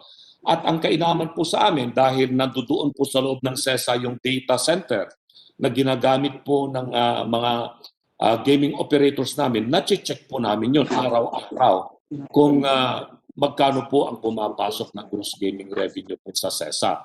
At sa ngayon po, base po sa record po namin, ang average po na nakokolekta po na gross gaming revenue po ay umaabot po ng 1.5 billion pesos monthly po doon po sa dalawang nag-ooperate po na lisensyado po namin.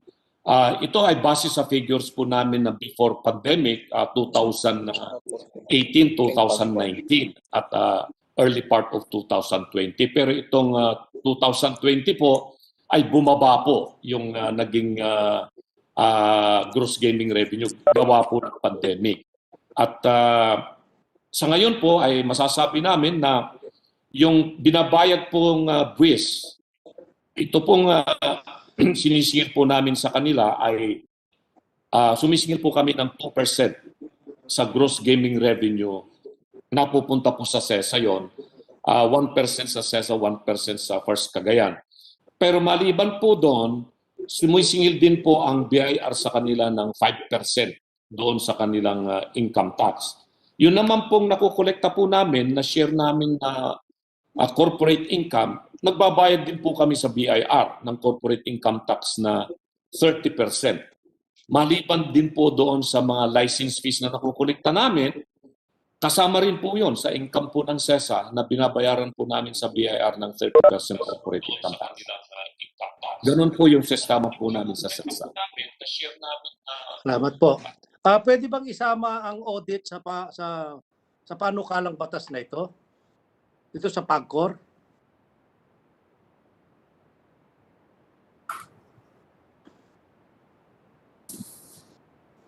Sir Secretary.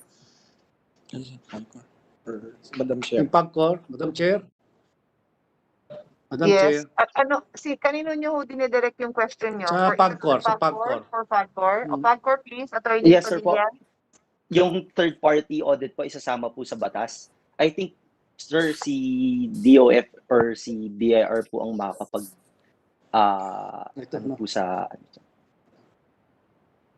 Okay. Madam Chair, yun lang po. Maraming salamat po. Madam Chair. Madam Chair. Yes, Senator Recto, go ahead. I can allow the minority leader to speak first. Permission, Yes. Chair. Yeah. Just a request for documents, Madam Chair, not a question. But can I request, Madam Chair, PAGCOR to provide the committee? Can I request PAGCOR to provide the committee with the names of the Pogo licenses issued? In other words, the offshore gaming licenses issued by PAGCOR, and if it is a juridical person, the major stockholders appearing in your record as the owners of these licenses, and including service providers, not only license operators but service providers. And then on the part of SESA, you mentioned about 2 master licenses having been issued, from which who would issue sub-licenses? Who are these 2 master licensees, and what are the licenses that they in turn issued, and the principal stockholders? we would request that both also from the other IPAs?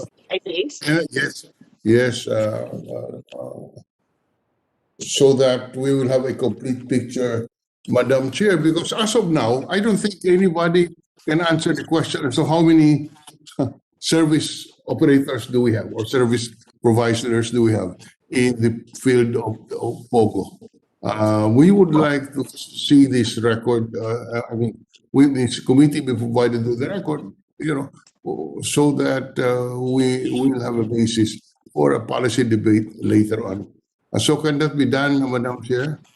Yes, the PAGCOR is hereby instructed. However, we do have a submission by PAGCOR of the list, not just the list without the stockholders and the other details. So it's with the Secretariat. We'll be sure to give His Honor a copy, but that only is the list of names. So the other details, PAGCOR, please provide. On that note, itong questions ni Senator Lapid, no?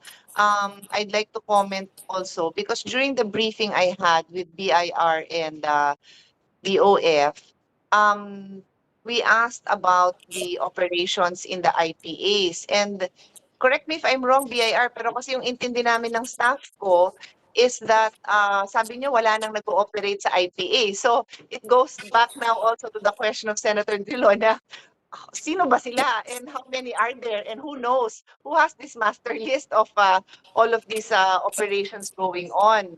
Kasi yung intindi ko nung isang araw is sabi niyo wala na eh.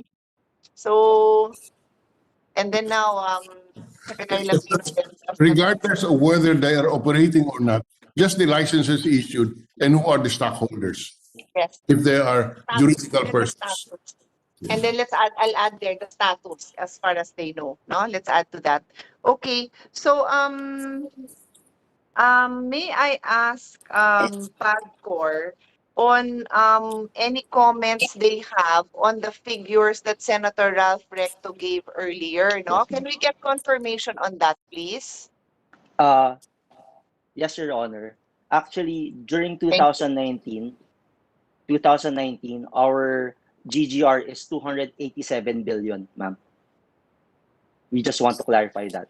Yes. So it's correct. That's what I mentioned earlier. Based on your data, okay, it's 287 billion, right?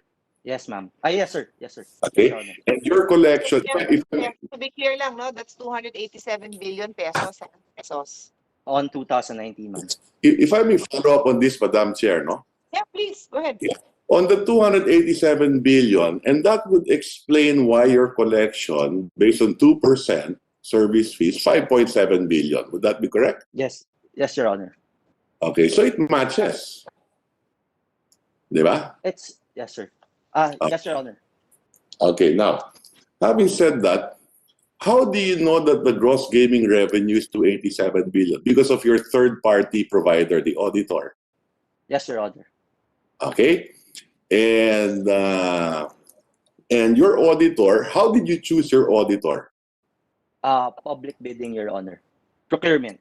Public bidding. Okay, and how much does your auditor make? He makes. I'll check the contract again, Your Honor. It's a percentage of what he collects, Your Honor. Okay, it's a percentage of what he collects, Your Honor. I think 5% or 10%. I have to double check, Your Honor. What do you mean by of what he collects? Does he collect anything? What he audits, Your Honor. Percentage of what he audits. So he makes 5% of the 287 billion? Of the 2% of the gross gaming revenue. For example, if 2%. Of the 2%. 10% Okay. of the 2%, yes. Okay. Is he a foreign company or a local company?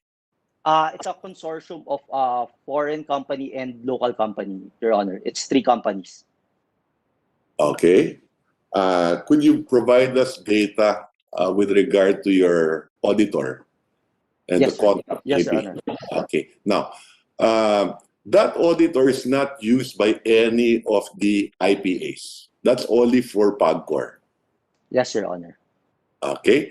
The POGOs in the IPAs, do they have a license with PAGCOR?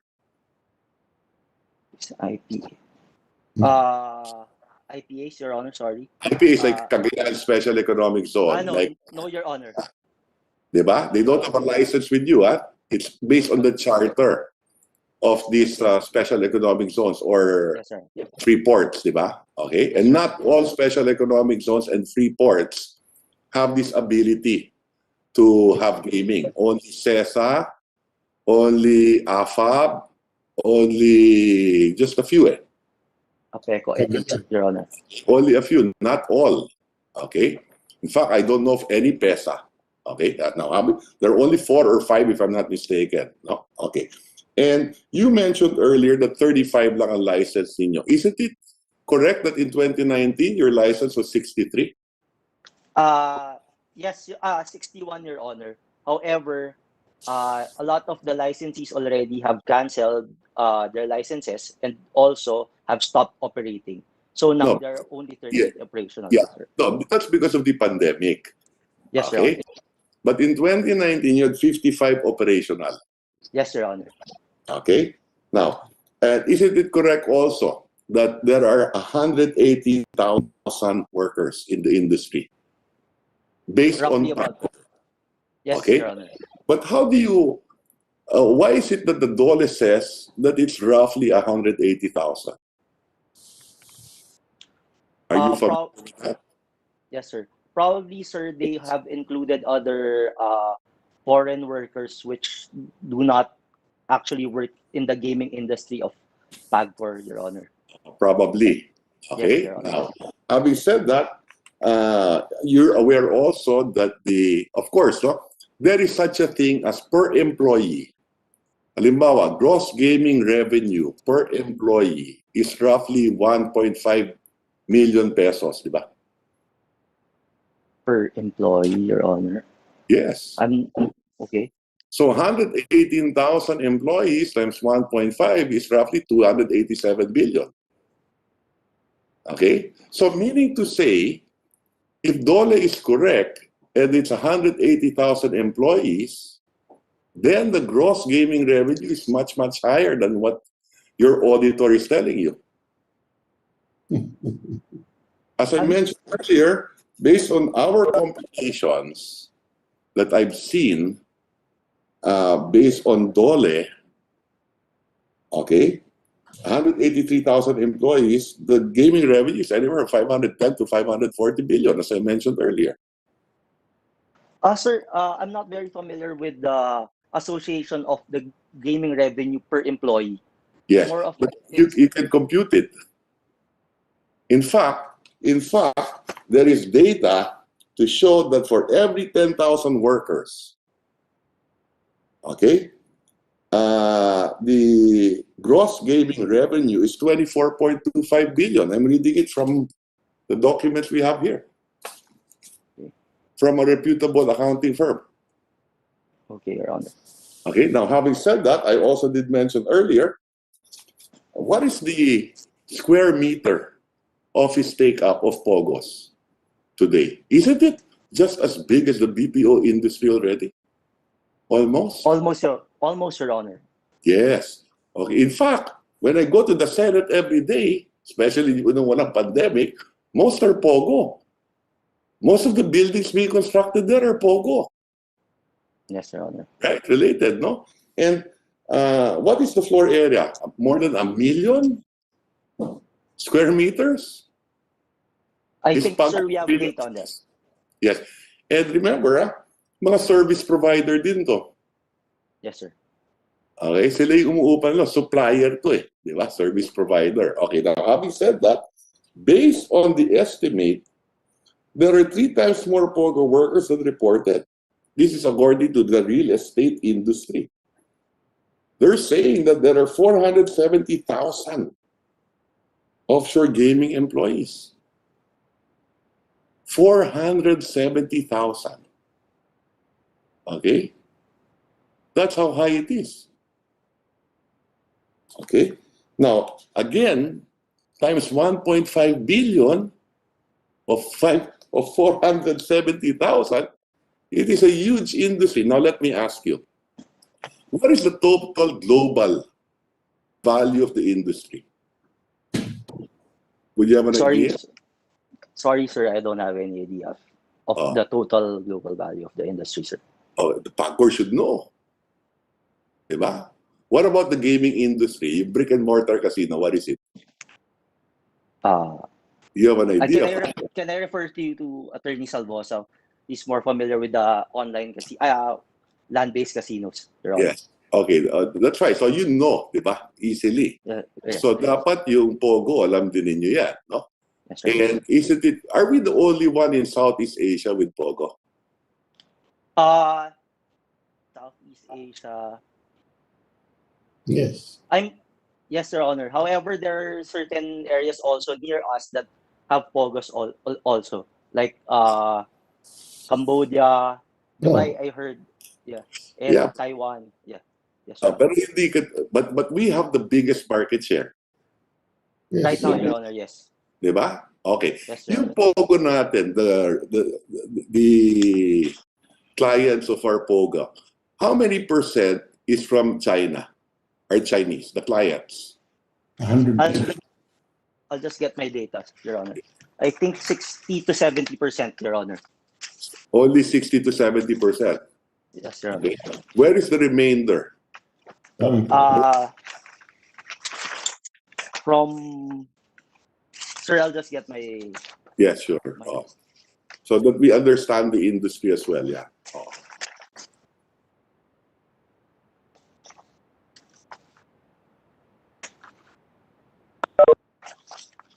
Sir, sorry, I don't have the data right now. Can I just submit it? Yeah, could you submit that, no? Okay. Sure. Now, okay. Okay, and then,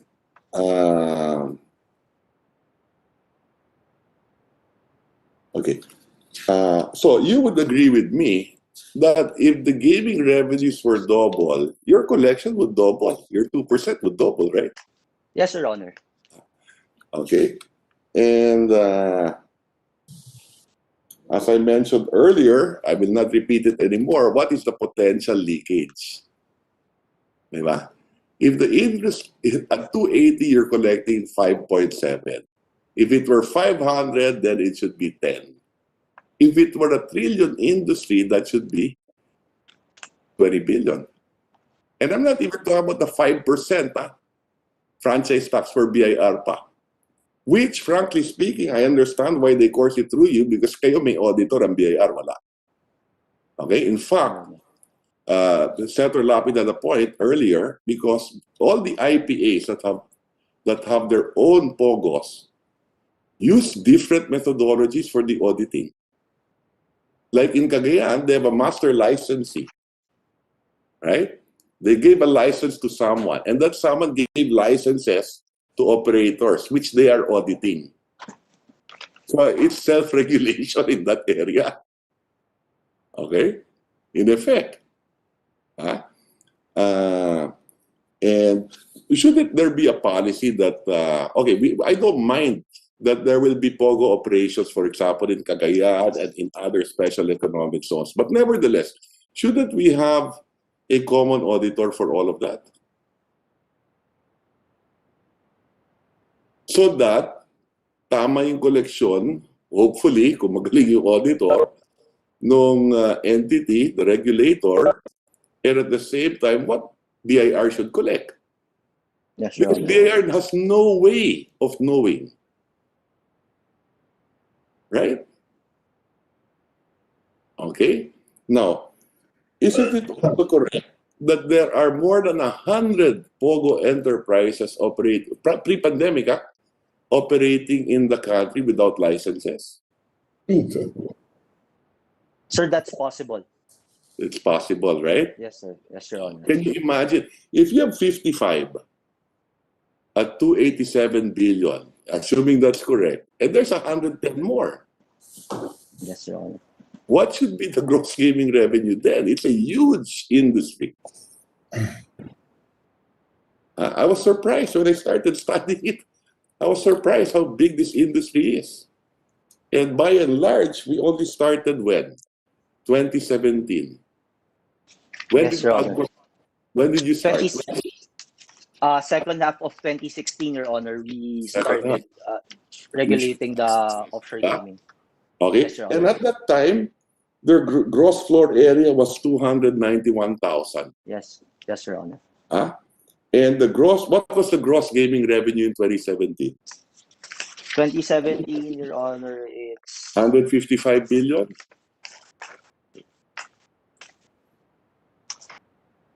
It's 2017, it's 3.9 No, gross billion. gaming revenue. Okay, gross gaming revenue is 3.9 billion times. 155 di ba? Yes, Your Honor. Okay. So it doubled in 2018. What Yes, Your was Honor. it in 2018? 305 billion. Yes, Your Honor.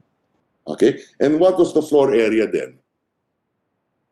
Can I submit to you our data with Yes, you regard to can. the floor But I area? can share it with you. It's 587,000 Okay, square meters. It's pareho nagdoble. But in 2019, it doubled again floor area, but your revenues dropped. Your gross gaming revenue dropped from 305 to 286. When the floor area doubled again. Yung rental, okay? Now, the DOF now, of this 1 million square meters na inuupahan ng mga Pogo, okay, because of the pandemic, what is the effect on real estate? Was there an effect on property prices? Would NED have that? Would DOF know about that? What is the contribution of Pogo to GDP and real estate? Mr. Yes. Mr. Chair. DOF, one last point here, no, Madam Chair, no. Pre-Pogo, what was the prices of real estate, let's say in near the Senate in that area in SM, and what is it today? Please continue. Sige. Yes, DOF. Mr. Chair, I apologize that we do not have the data right now. It's probably with the other division, which is the Domestic Finance Group. But we can submit the same, Mr. Chair, as I understand that the BSP and together with our Domestic Finance Group have I think a study on the matter, Mr. Chair. Yes, correct. Could you submit that to the committee? We will reach out to them, Mr. Chair, and endeavor to submit All this information to the committee, no? Opo. So that we can wisely make our committee report, assist in doing the committee report, no? Okay. Okay. One last question. Do any of these gross gaming revenue, I would assume they're all foreign exchange, right? Okay. Does that come into the country or does it remain outside? It remains outside, Your Honor. It remains outside, no? Okay. Yes, So, ang pakinabang natin dito will be yung binabayaran sa empleyado dito na hopefully we can capture some taxes there. When they spend that money here, it goes around the economy, okay, on the salaries, di ba? Okay. Yun ang pakinabang ng economy natin, no? Okay? When they eat in a restaurant, when they hire a vehicle, whatever, so on and so forth, no? Rental, income for real estate, or when they purchase real estate, okay? And then, of course, the taxes we collect. PAGCOR, hopefully the BIR, hopefully we collect more. No? But basically, all that money remains outside. A small fraction of it will come here. In effect, yung admin expense nila or operating expense, di ba? Okay, now, yes, sir. Service providers nga pala. They're not operators of gaming. They are suppliers, isn't it? Yes, Your Honor. So supplier lang sila. ng gaming operator. Yes, Your Honor. They give a specific service for Yes. the operator. Okay. And all the services, right? Yes, In Your effect. No? And they should be taxed regular income. Yes, Your Honor. Di ba? Yung 30% or right now it's 25% income tax na. Di ba? Yes, Your Honor. And then the operator should pay 5% franchise tax. Yes, Your Honor. Today, the BIR collects only how much when they should have collected. Kung yung 2% niya, 5.7 billion, then BIR should have collected 5 times that. And they did not because they have no idea what that 5% is. Kung ano na lang ibigay sa kanila. Okay? And that's why kailangan di ba kayo nag-uusap ng BIR? Sir, we communicate. If they want information or data, we send it. Iwanan yung 2% nyo, 5.7 billion. So times 5 dapat yung na-collect nila, which they did not.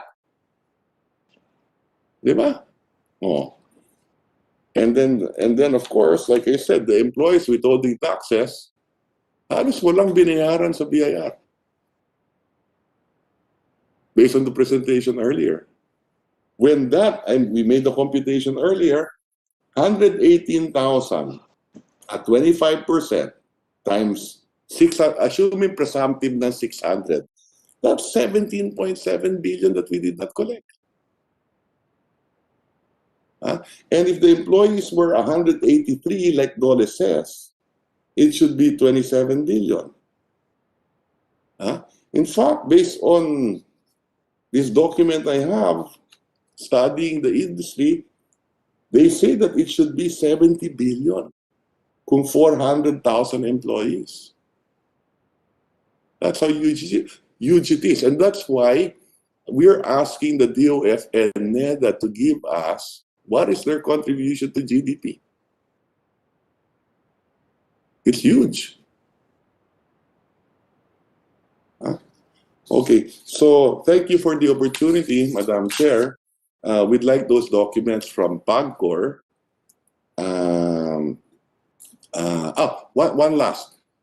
Does PAGCOR have any idea naman of the gross gaming revenues of the POGO operators in the investment promotion agencies where they're operating? May data In CESA? Let's say CESA. Let's say, walang repository. What about DOF? APECO? Where else are they? Bataan, Freeport. I think they have one in Pampanga. Would the DF have that data as well? Yes. Is it Sir, part of mentioned earlier? Yes.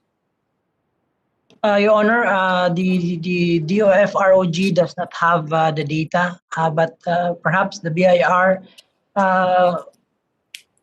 may know about the GGR of this in the IPAs I don't or the think, IPAs themselves. I don't think so because we made the presentation earlier.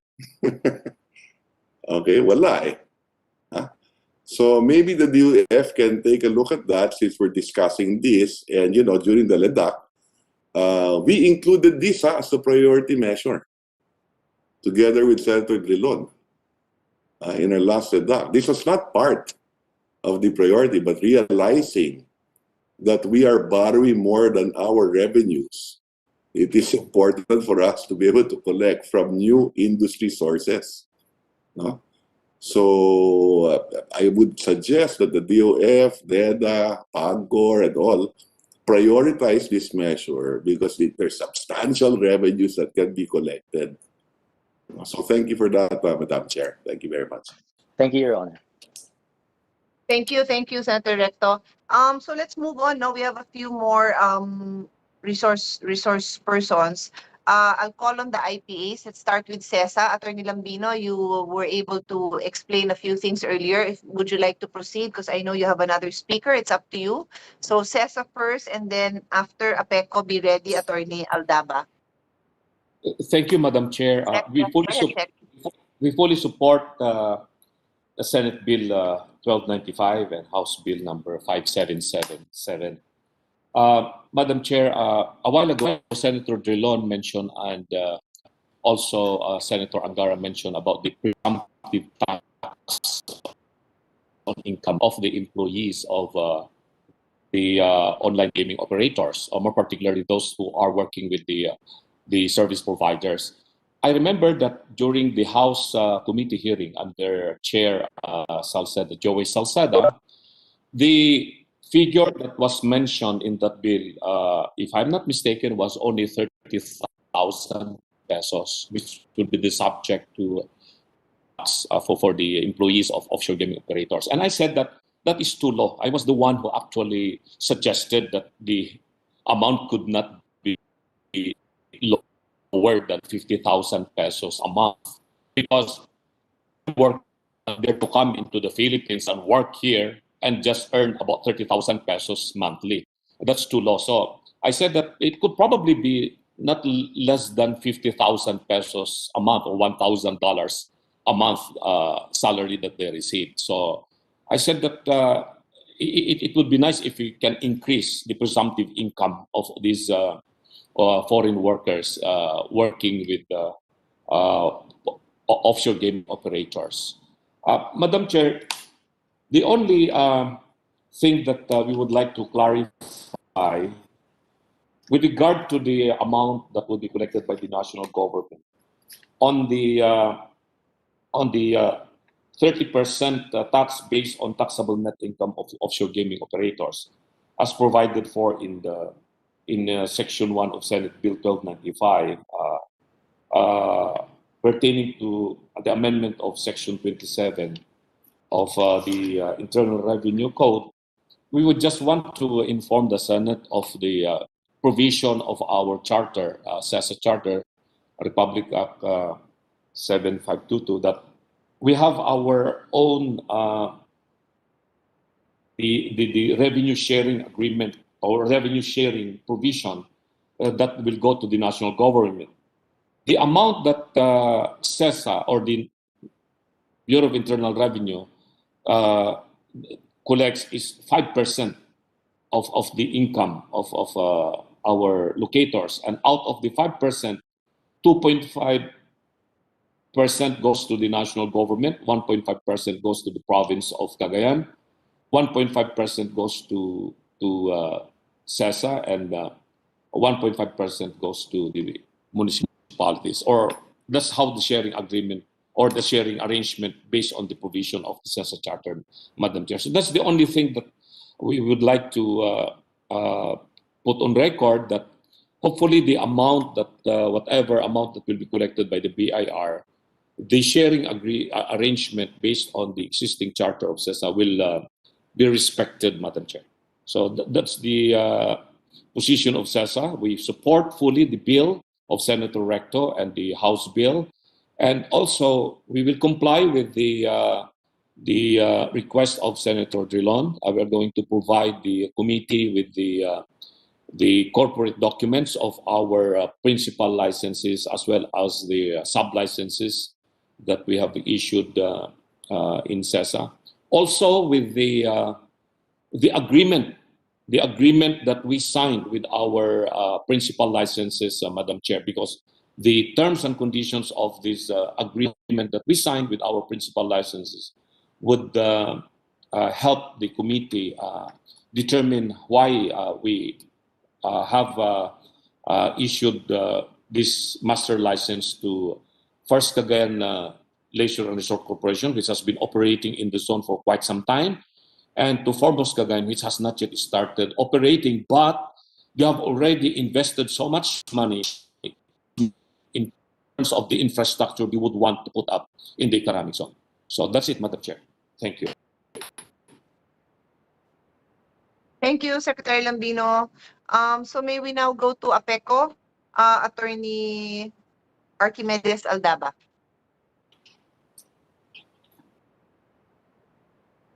APECO. Good afternoon, ma'am. Good afternoon, Madam Chair. Good afternoon. Please proceed.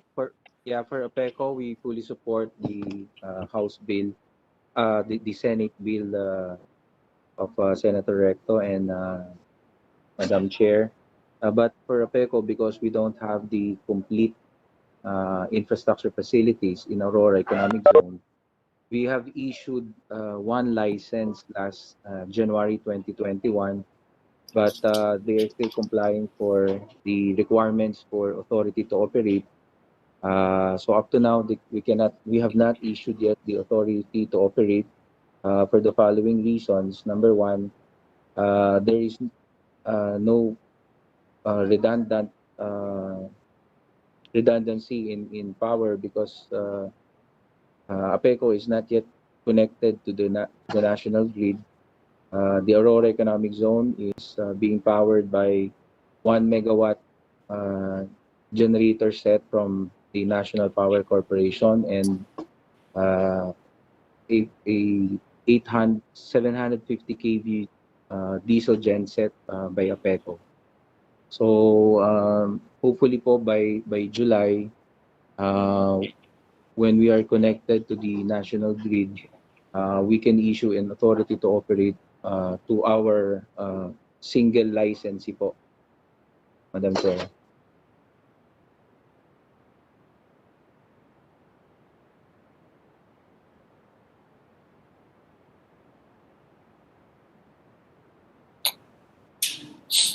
Thank you, Attorney.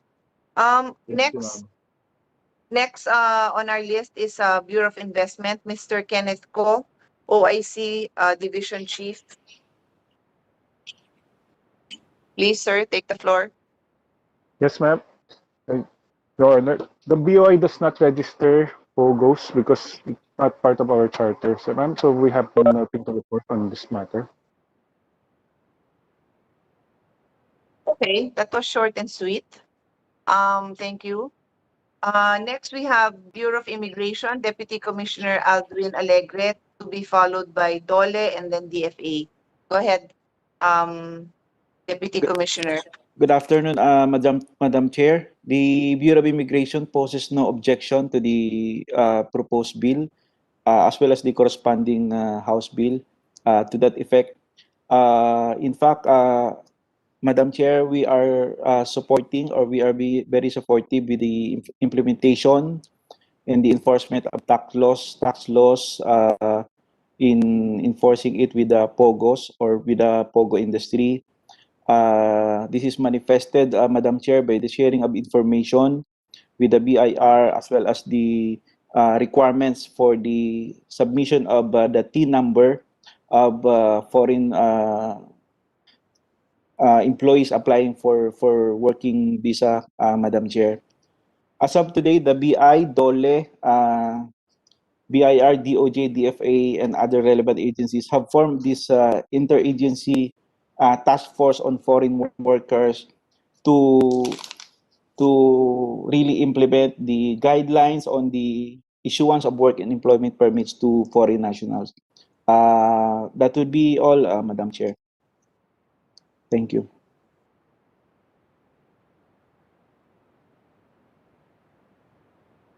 Kindly stand by, no, because I have a question both for immigration and DFA, no? So actually, before Dole, let me call DFA kasi related yung questions ko sa inyo eh. DFA Executive Director Alni Gamble, please take the floor. Good afternoon, Madam Chair. The department supports the initiatives of the House and the Senate to craft laws which specifically deal with the Philippine offshore gaming operators and their employees. This department notes that currently the legal basis for taxes imposed on POGOs is Revenue Memorandum Circular number 10217 issued by the BIR, which clarifies the classification and applicable taxes for POGO and their service providers. Under RMC 10217, a 5% franchise tax is imposed on POGOs from gaming activities in lieu of all other taxes, while income derived from non-gaming activities will be subject to the normal income tax, value-added tax, and other applicable taxes. It will therefore be practical and beneficial to codify the legal basis for the taxation of POGOs and integrate them into the National Internal Revenue Code of 1997 instead of having the same under an RMC. Thank you, Madam Chair. Okay, thank you for that. So my question is about the visas that are issued, no? In my briefing with BIR and based on the bills that we have filed, the intention is to tax these workers, the workers, I'm referring to the workers, as employees, and so to tax their compensation income. But I am told that there are contentions on the part of the POGOs or representing their employees that if they stay for more than 180 days, they should be taxed as a resident foreigner and no longer that special rate of 25% that applies to their compensation income. It seems pretty clear to me, our bill, the way it is written, and the existing laws I've read on compensation income and resident foreigners, it seems pretty clear to me, but I am told that there was confusion because of a visa issued that recognized a POGO worker as as doing business in the country beyond 180 days, and therefore the contention was that he clarified he was not earning compensation. He used that to bolster his position that he is not earning compensation income, but that he is doing business in the Philippines, having stayed here for more than 180 days. So we just need to clarify that so that there is no confusion moving forward. Immigration, DFA, please. Ma'am, we'd like to defer to the Bureau of Immigration on this matter. The department's position is that foreigners working in the Philippines should be issued a 9G, that's an employment visa. Thank you, ma'am.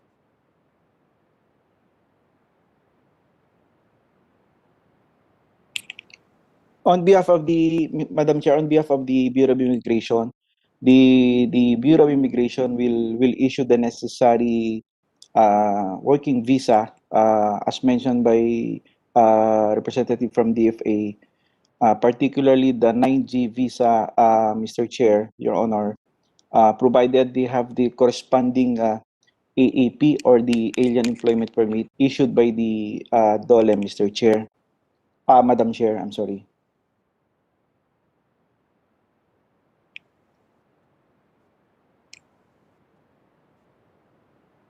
So both of you, both BFA and immigration refer to the 9G working visa, which is based on a final withholding tax of 25%, correct? Let's clarify that, no, para everybody understands. That's correct. Can you both confirm? That's correct, Madam Chair. Same, yes, I concur. We Okay. concur, Madam Chair. Okay, so I guess we can consider this issue settled because you both confirmed that that is the proper visa to be issued and not the temporary resident alien that under visa 13, the 13 series or whatever that is, that avails of the graduated, it's in the graduated rates, no? Hindi yun. Okay, so clear tayo na yun yung intention natin.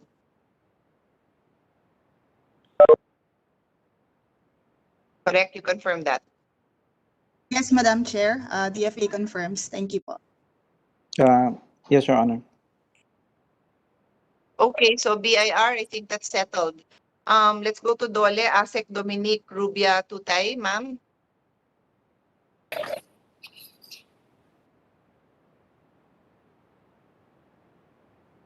Perhaps you can also include in your presentation or statement confirmation on the figures that Senator Ralph Recto mentioned earlier on the number of POGO employees. Thank you. Okay, good afternoon, Madam Chair. Can you hear me po? Yes, we can. Okay. Good afternoon, everyone. Your honors. On the provision of the 600,000 as presumed minimum gross annual income, based on the list of the foreign nationals that were issued alien employment permit, your honors, we have noted that the monthly salary is ranging from 20,000 to 50,000, but others received as high as $10,000. Therefore, the proposed ceiling of the gross annual income may be too high, possibly resulting to income tax exemption of the POGO foreign workers, especially those categorized as technicians and associate professionals occupying the position of customer service representatives, customer service officers, account officers, and customer service operators. Based on the earlier discussion, we also recommend that a study be conducted by the BIR to establish the appropriate fair baseline for the imposition of final withholding tax for the POGO foreign workers. With regard to the provision on the rules and regulations for the implementation of free and efficient exchange of information among BIR, DOLE, and the department welcomes this provision to ensure a coordinated and holistic approach towards the realization of the intention of the proposed measure, which is to establish a tax regime for activities of POGOs, whether within or without the Philippines. The foreign nationals seeking to engage gainful employment in the Philippines must secure an alien employment permit before he or she can work in the country.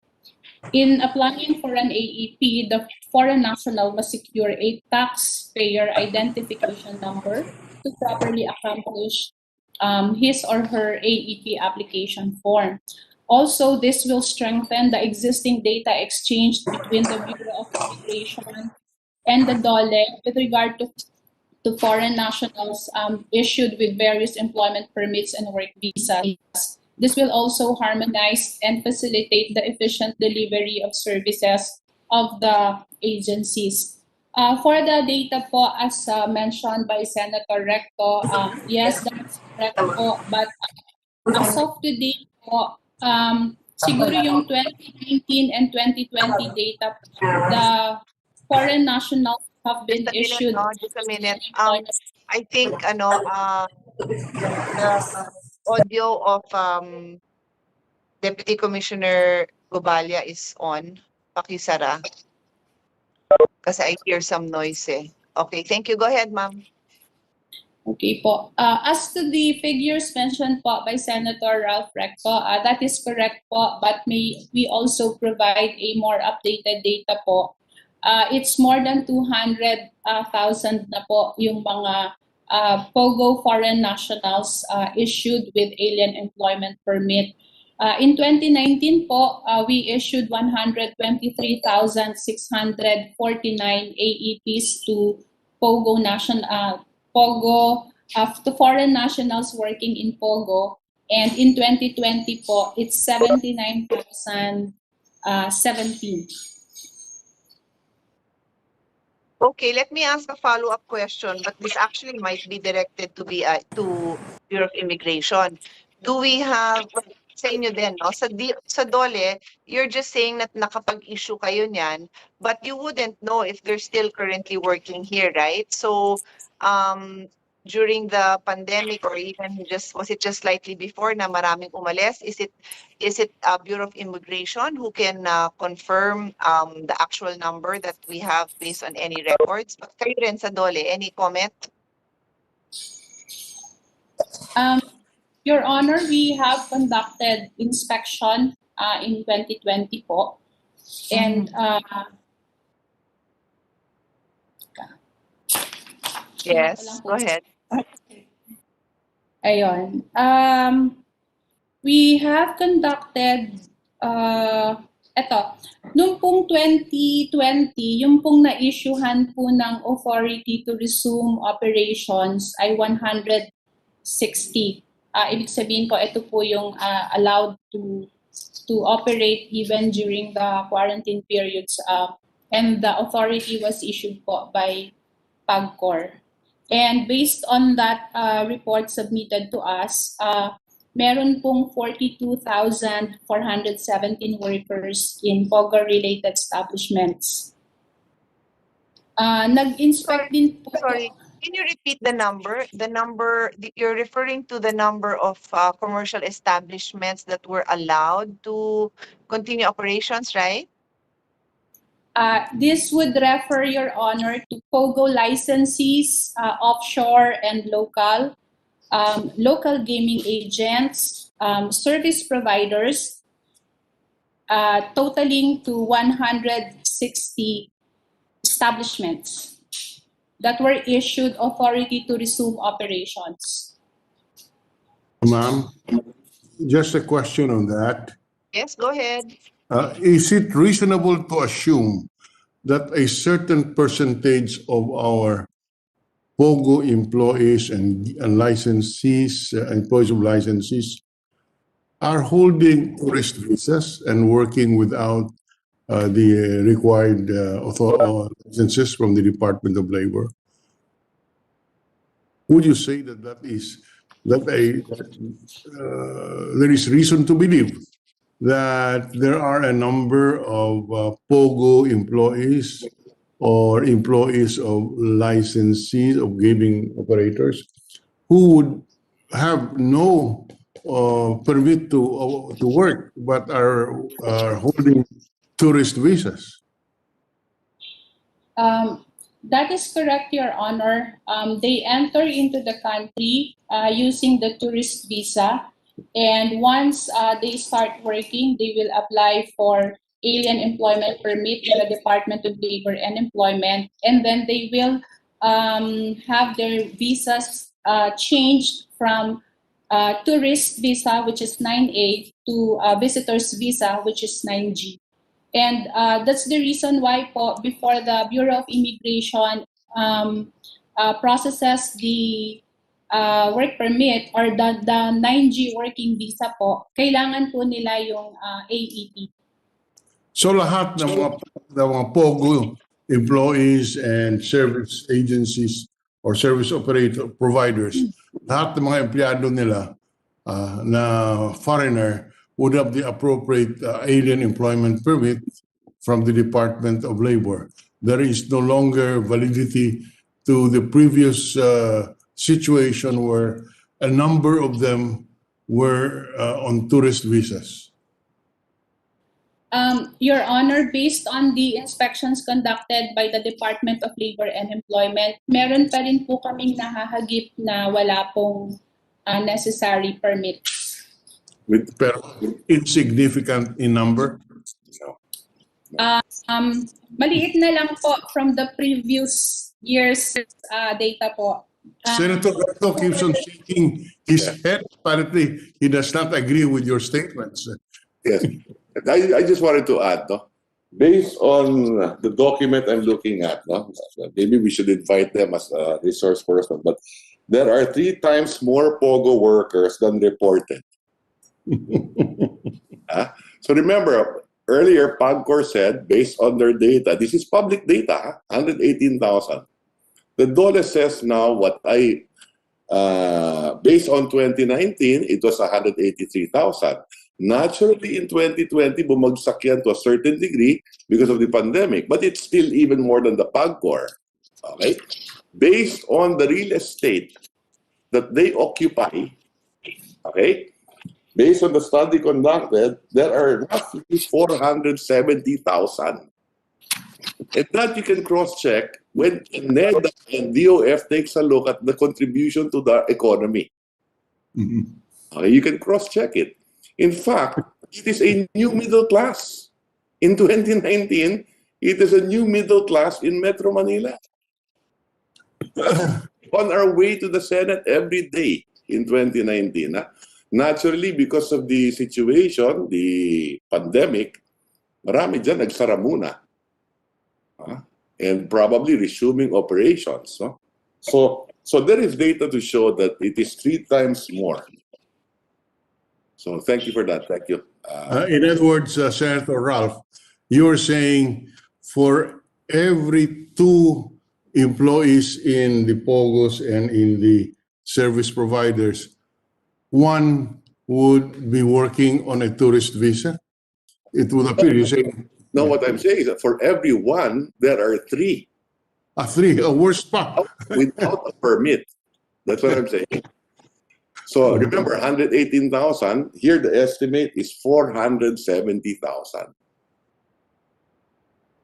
Ang workers in the Pogo industry. 3 times more than what is reported. So there goes how valid is that, Madam from the Department of Labor? Would you comment on that assessment and of Senator Recto on the number of Pogo workers? Mr. Chair, our data is based on the actual alien employment permits that were issued po to... Yung nag-apply, binigyan. Yes. Yes. Yung hindi nag-apply, hindi nyo alam. Hindi nila alam. Meron pong nahahagip sa inspection po namin. Halimbawa po, nung December po, meron pong about 1,632 who did not present any permit during the time of inspection po. Ilan na naman na-inspect nyo? Correct. Tama po yun. Not all establishments have been inspected din po. Okay.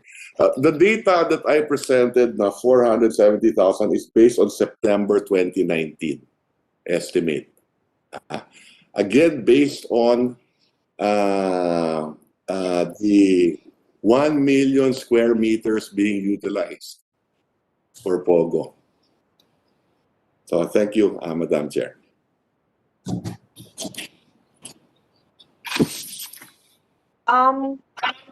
I'd like to pose this question basically to Dole, no? But obviously I'd love to get the input of our colleagues, and would it be the right place to tackle it here? But if we don't, I don't know when we would.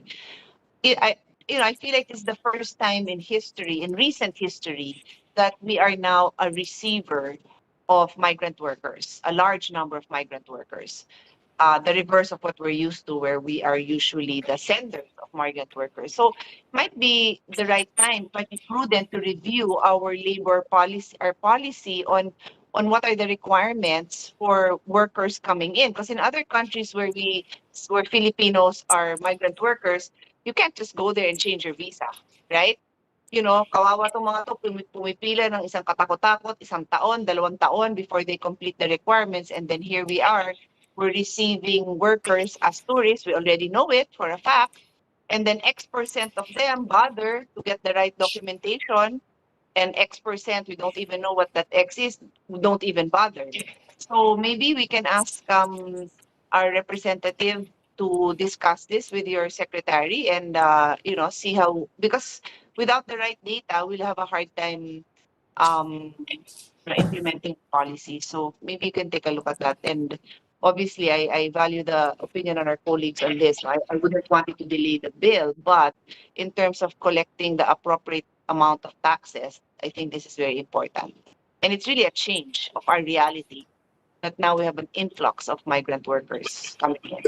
Just to add, Madam Chair, no, I think one of the reasons, I was thinking about it earlier, yung presumptive income tax pala of 600,000. The reason for that is many of these Pogo workers are paid digital currency.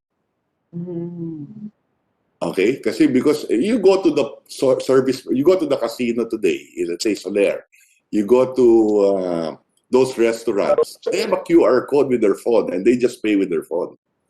That's why it's hard to track yung sweldo nila. Because they're paid, they're equivalent of GCash in China. And as we all know, in China today, they're already almost a cashless society. Okay? Yeah. So they're paid also outside. And when they spend their money here through the service providers, they pay also with that digital currency. So sometimes even that money doesn't come in. Okay. That's why, Madam Chair, there is every reason to impose this presumptive minimum income because that's the technology today. That's where we operate. And it's impossible under the circumstances to get what real income is, no matter what we do. That is why I am in favor of a presumptive annual income upon which taxes will be collected. And it's just a dispute. I mean, it's just a question of what is a reasonable presumptive income that we will attribute to these POGO workers. But I think it's called for. Yeah, it was the same philosophy that we introduced the concept of gross bets. Because again, by the very nature of the operation, it's impossible to get an accurate income with when you deduct payouts. Of course, that's a conclusion of mine that can be disputed, but I'm just citing the need for this kind of a system of a presumptive income. Because can you imagine the kind of taxes we can collect? The Senator Rector said 400 plus thousand, and we only record 187,000 or so. A huge difference, and the tax base is just 25%. In other words, Senator Rector, the tax base is only 25% of what it should be. If only 1 out of every 4 would have a license. Thank you, ma'am. Attorney Lambino, ma'am, is raising his hand. Yes, go ahead. Madam Chair, thank you. With due respect to Senator Ralph Recto and Senator Frank Rilon, I fully subscribe with their observation. The presumptive income is something that we really cannot, at this point in time, given the technology that's available, be able to determine how much the foreign workers are really earning. The observation of Senator Recto is very valid with regards to digital payments, whether they're using digital currencies or some sort of innovations that they have now. In the same breath that when we were discussing about gross gaming revenue, we cannot also determine the actual gross gaming revenue just based on the formula that gross bets minus payout is gross gaming revenue. How much is really the gross gaming revenue? And then Senator Recto mentioned about the possibility that per POGO worker, the amount of possible gross gaming revenue is this much. Madam Chair, may I share you my experience in CESA? We have only about 800 foreign workers right now in CESA, and that was even before the pandemic. And we have about 2,000 domestic workers that are also helping the offshore gaming operators. Yet our gross gaming revenue, based on the audit that our master license, First Cagayan Leisure and Resort Corporation, and our own people that work hand in hand with them, we are able to determine that we get about 1.5 billion pesos monthly. So that is about 18 billion pesos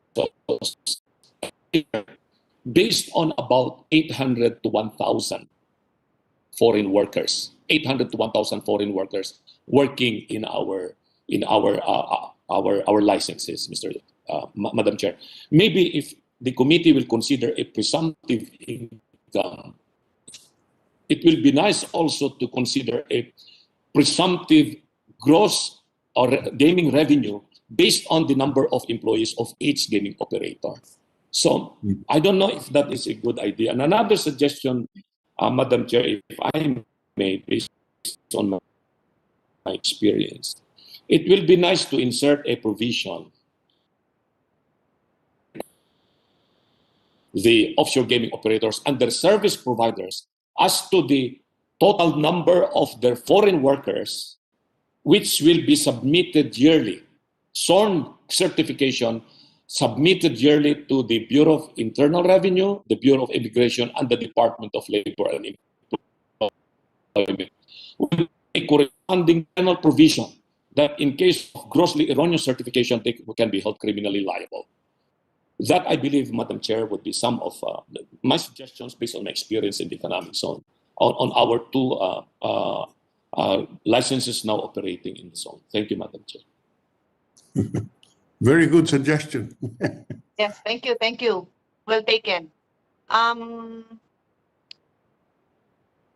Is there any other on this topic? Because if not, no, I will move on to, but I just wanted the Department of Labor, no, to take note of my comments, no. I mean, I don't really know. I'm not an expert on what are these requirements for these working permits that we issue, but I'm just saying that please take note of this major change in our Yeah. workflow, and I'd like to be sure that we're taking a look at that. Senator Frank, did you want to say something? Yeah, just for the record, I would like to support the suggestion of Attorney Lambino that we should provide in the law a requirement for the franchise or for the gaming operators, including the service operators, that they should submit under oath the number of foreign workers they have, their names, given the technology, that can be done. They should submit it on an annual basis or, so that at least the BIR would have a basis for the collection or the assessments that they will make. Just for the record, we support the proposal of Attorney Lambino. Yes, we know that, and we also think that's a good idea. Yes, who was raising their hand? Is it Dole? Yes, Miss Dominique. Yes, Madam Chair. Maybe also inform the committee that in the Interagency Joint Memorandum Circular for foreign nationals intending to work in the Philippines, there are two options within which they can enter the country for work. One is they will be applying already a working visa from the Philippine Embassy before coming into the country. And the other option is there is a change of a visa from visitor's visa to a working visa. The reason why there is that option which they can change the status of their visa is because it is provided in the Immigration Act. Maybe the Bureau of Immigration can confirm this because this is the practice that has been observed for ever since. Thank you, Madam Chair.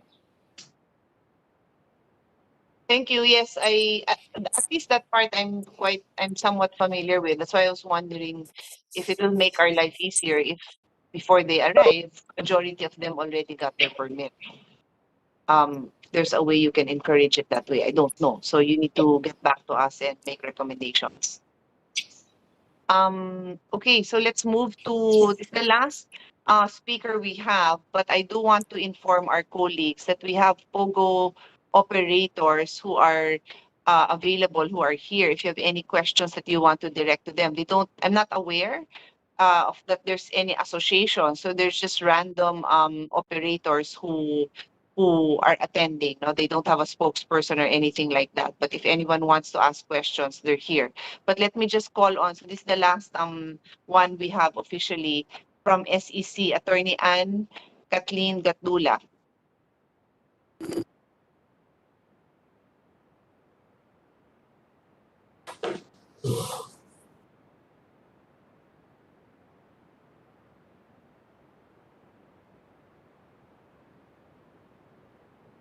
Is she still there? SEC? There you go. Okay. Yes, Madam Chair. Good afternoon. We would like, first of all, to thank the committee for inviting us.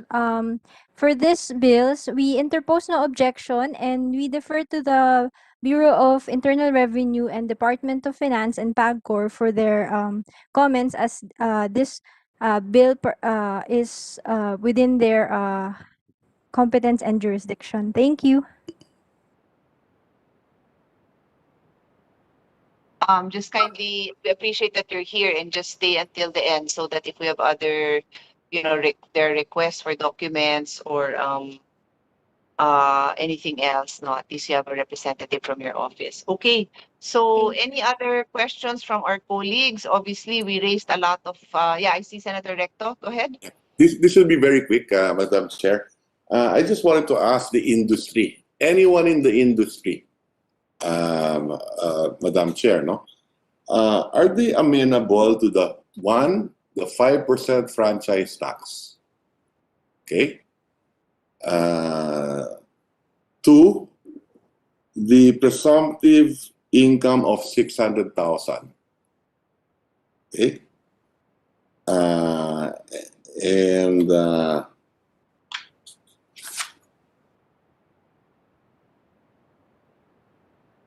yes, basically the 2. Do they have any objections just for this for now on the 5% franchise tax on gross gaming revenue? 1 and 2, the 600,000 presumptive gross income on each employee, and that they would withhold and pay to the BIR directly the 25% on each of the employees. Do you have any objections to those proposals? There we have Attorney Katrina Nepomuceno, who's a legal advisor of Golden Dragon Empire Limited. Please answer the question. You raise your hand. Good afternoon, Madam Chairman. Good afternoon, honorable senators, ladies and gentlemen. I thank the committee for inviting my client, and I represent Golden Dragon Empire Limited. The company I represent is actually one of the company that filed the TRO.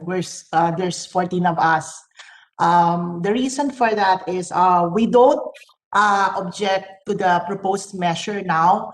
And we would like to clarify that my client, despite the TRO, we have been paying the 5% franchise tax on gross gaming revenue. But we would like to clarify the reason why we have filed the TRO. The reason for that is in the global gaming industry, it's a global practice that what is currently, what is really taxed is actually the gross gaming revenue minus the payout. Because the payout, it doesn't go to the books of the company. While the payout is part of the gross bets, ultimately, this payout is actually the winnings that are paid to the players.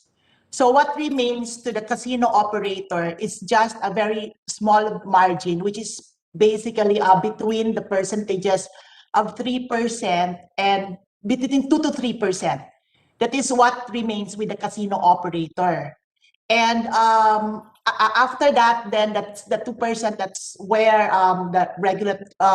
the fees, the regulatory fees are actually paid. That is the basis. And in most jurisdiction, what the regulators would do is actually just not tax the GGR anymore, but they impose a minimum guaranteed fee. So in more mature jurisdiction for offshore gaming, the regulators do not look anymore at the GGR, but they come up with very, very low minimum guaranteed fee. The reason for this is there are a lot of other jurisdictions that are actually doing offshore gaming. And in reality, the Philippines is just, like a new player in the industry. And we would like, maybe the country would like to be competitive in terms of, regulating offshore gaming. We understand the concern why there is a discussion on taxing turnover or the gross bets. What was raised is the difficulty of actually monitoring what is this net win or this GGR would be. But if the question is about monitoring how much would be the payout, then there will also be a question on monitoring what will be the gross turnover. Now, if I may explain, in the current practice for casino operators, whether land-based or offshore, But let us focus on offshore. There is the audit platform by PAGCOR. And if you are a licensee, then all of your activities on betting, particularly for Pogo, would go into this. So the gross gaming revenue is recorded, should be recorded in that audit platform. And with regard the payout, in every game of chance, there is actually a statistical payout. So if you are offering, let's say, a baccarat, so the game itself, there's a statistical payout, let's say, of 95%. And that statistical payout is actually also audited by gaming laboratories.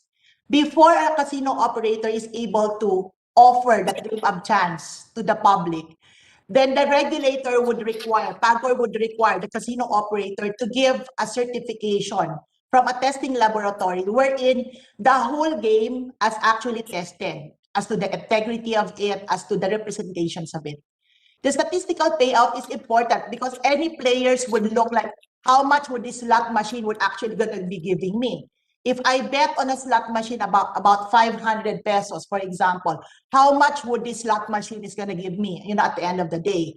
So this is part of the promotions for casinos and even for gaming manufacturers. So this after this gaming the games of chance are being certified. So we all know now how much is the statistical payout. And then that is how we compute basically the hold or what remains with the operator, which is basically the 2 to 3%. So this is the very reason why we would like to request the Senate and the House Bill 577 already approved the basis of the franchise tax or the 5%, which is on GGR. Because really, Your Honors, we would like to for this industry to be a major player in the country in terms of raising revenue. And if we tax it on turnover, there's really nothing that's gonna remain with the operators. Because, for example, a bet is placed and it's 1,000 pesos. And if you bet on you tax the gross turnover or the gross bets, then what remains with the casino operator? Matatalo pa po yung bangko or yung house or yung casino. Ganun po. That's the reason why we are clarifying that while we don't have any objection as to taxing the Pogo, and I think rightfully this is a very opportune time for the government to really pass this law, specifically that we really need funds to fight the pandemic. We would like to just say that this is a part of also helping the industry who would like to contribute, to the government.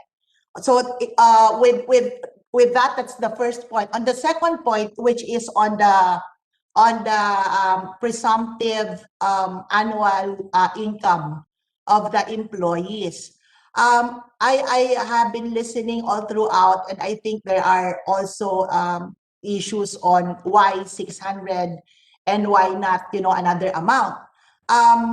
The reason for this presumptive, I believe, as a professional, I'm also a lawyer. So as a professional, I think this is just the base, Your Honors.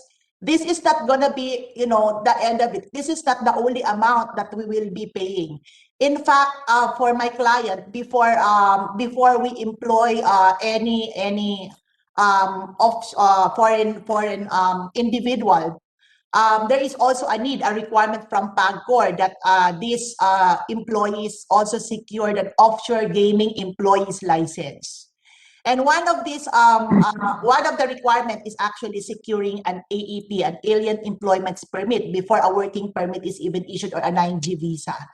So in that, when the employees apply or the company applies on behalf of their employees, the contract itself for the employees are submitted to the bureau, to the DOLE.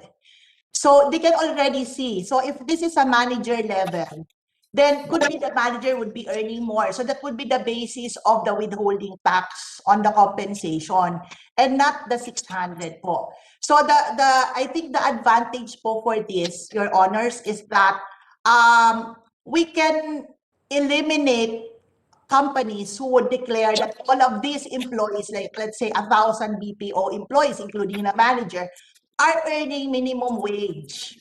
That is not believable. I think what is good for this measure, there is a presumptive, that's a base. And so it would be up, I believe, with the Bureau of the Internal Revenue to look at also to coordinate. That's why the bill has this provision where there should be a coordination, wherein all of this compensation can be actually determined uh, in reality based on the submissions of the employees and the employers. I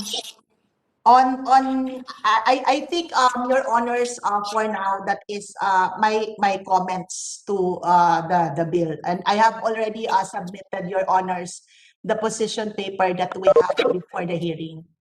Yeah. Thank you very much. I just to wrap up, I just wanted to finalize that question. No? So it would appear to me that they are amenable today to pay the 5% franchise tax, which today they are not paying. Okay, because if the GGR is 287, then the franchise tax should be 14 billion. Okay, and today, as the BIR said, they're only paying how much? Okay, now they are paying the 2% regulatory fee, which is 5.7 billion to PAGCOR. So walang problema doon. Okay. With this presumptive 600,000 per employee at 118,000 employees, then government should collect at 25%, 17.7 billion, which today is not being paid. Okay? So the total should be roughly, in effect, the industry is saying we're willing to pay up to 38 billion on a GGR of 287. Okay? And like I said earlier, if the GGR is much higher, then those numbers just increase. Okay. Now I am in favor, and that's why I filed the bill. But we just filed one just to start the ball rolling as well. Now, luckily, the House passed a version. Okay. I am in favor of taxing the industry.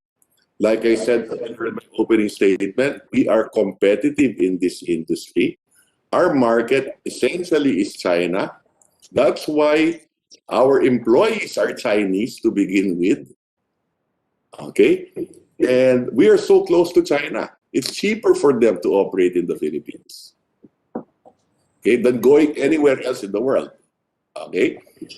With regard to the suggestions made by Attorney Lambino earlier, presumptive GGR, or what Kat said, Attorney Nepomuceno said earlier, now in other jurisdictions, there is a flat fee which is based on a presumptive GGR2. So that is something further that we can discuss later on.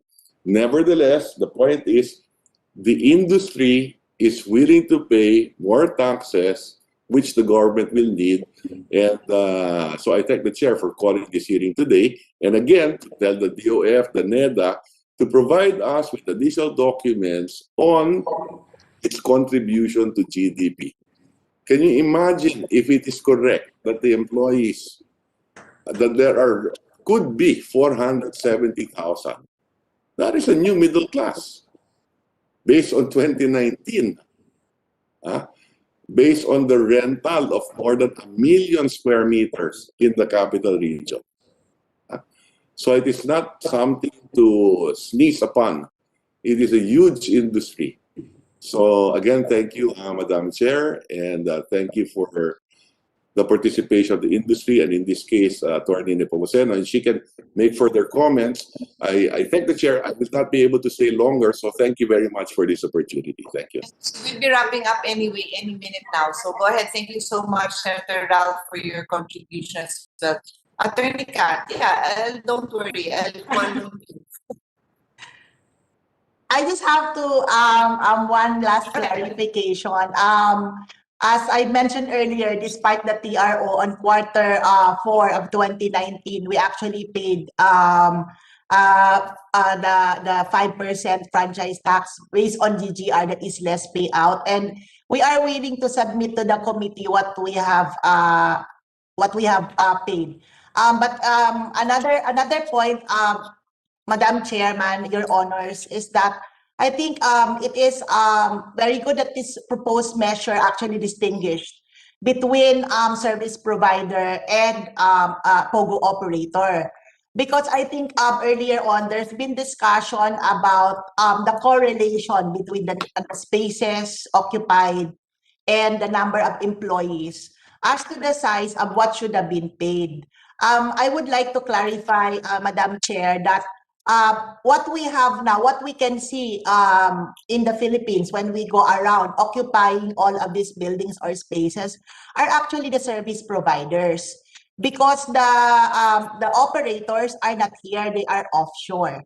So taxing them all together at at the same rate or at the same basis, I believe I would recommend, or I would say that support that it's better to treat them separately because their activities are different.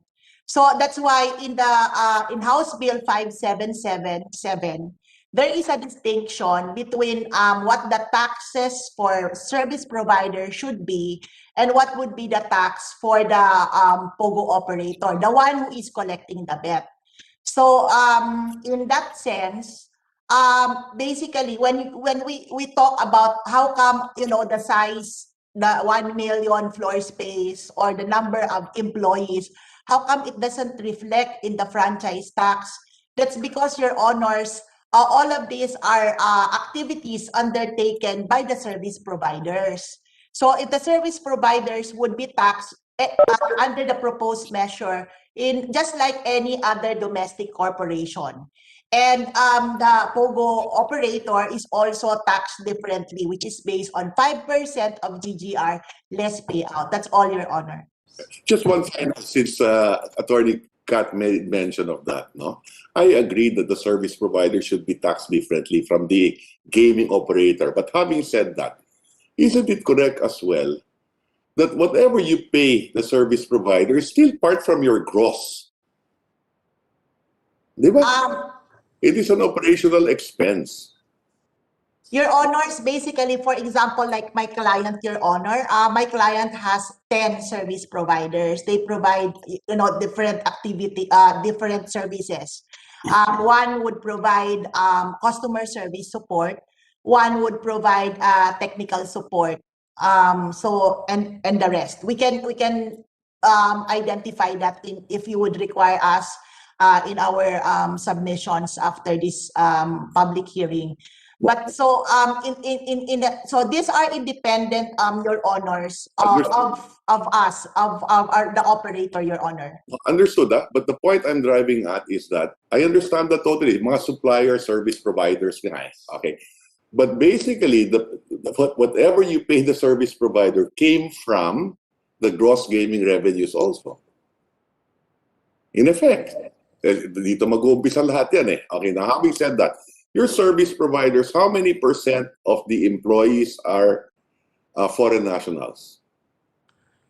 To my recollection, Your Honor, around 60% are foreign because the bulk of it, the bulk would be customer service, and so the customer service, they should be able to speak a foreign language to be able to service. Correct. That's the point I'm driving at. They're also foreign nationals. Okay? Kasama ba yung service provider dapat sa presumptive? Your Honors, no, because basically, Your Honor, where we get the payment for the service provider is only from the 2% to 3% hold that remains with us. So the gross turnover, the gross bets or turnover, minus, let's say, 98% payout. That payout goes to the players. Yes. What remains with us is about 2%, let's say. So that is where we get to pay the regulatory fee, where we get to pay our service provider, Your Honor. Totally agreed. Like I said, doon pa rin magagaling yan. And remember, it may sound small, whether it's 2%, 5% to 10%. Okay? But it's the turnover. Okay? That's where the money is made. Remember, when you go to a casino and you pay, I'm not a casino person, but I understand how it operates. So let's say you make a bet 100 pesos or 1,000 pesos. Okay? In a few seconds, tapos na yun. Then you make a bet again. It's the turnover. You're making 5%, 2% to 10%, depending on the game, for every peso you bet, for every turnover. That's the point, no? Okay, so it's a huge industry, like I said, no? And our service provider, the data that I have is that 82% are foreign nationals and 18% are Filipinos. Siyempre, yung driver sa sasakyan, Pilipino. Diba? Yung waiter sa restaurant, maaring Chinese din. Diba? Okay? And isn't it correct, finally, yung payment din, diba? No, normally, the Chinese, they use digital currency. The Chinese, Your Honor, uses digital currency. Oh, well, some of them basically in their they might have their own personal fund for the digital currency. So I don't know what goes into the digital currency, but as far as I know, I don't represent a service provider, but a Pogo operator. What I know is that they are paid in Philippine peso, Your Honor. Yung Pogo operator here. The service provider, Your Honor. Because it is the service provider who pays them, Your Honor, not the Pogo operator. Okay. Okay, so at this point, I have no further question. So thank you for the response, Attorney Kat and Chairman Pia. Senator Dillon, is there any? No more questions. Yes, as Attorney Kat submitted her position paper, I was keenly listening to her. Thank you, Your Honor. I don't think you have one. No, I don't think so, no.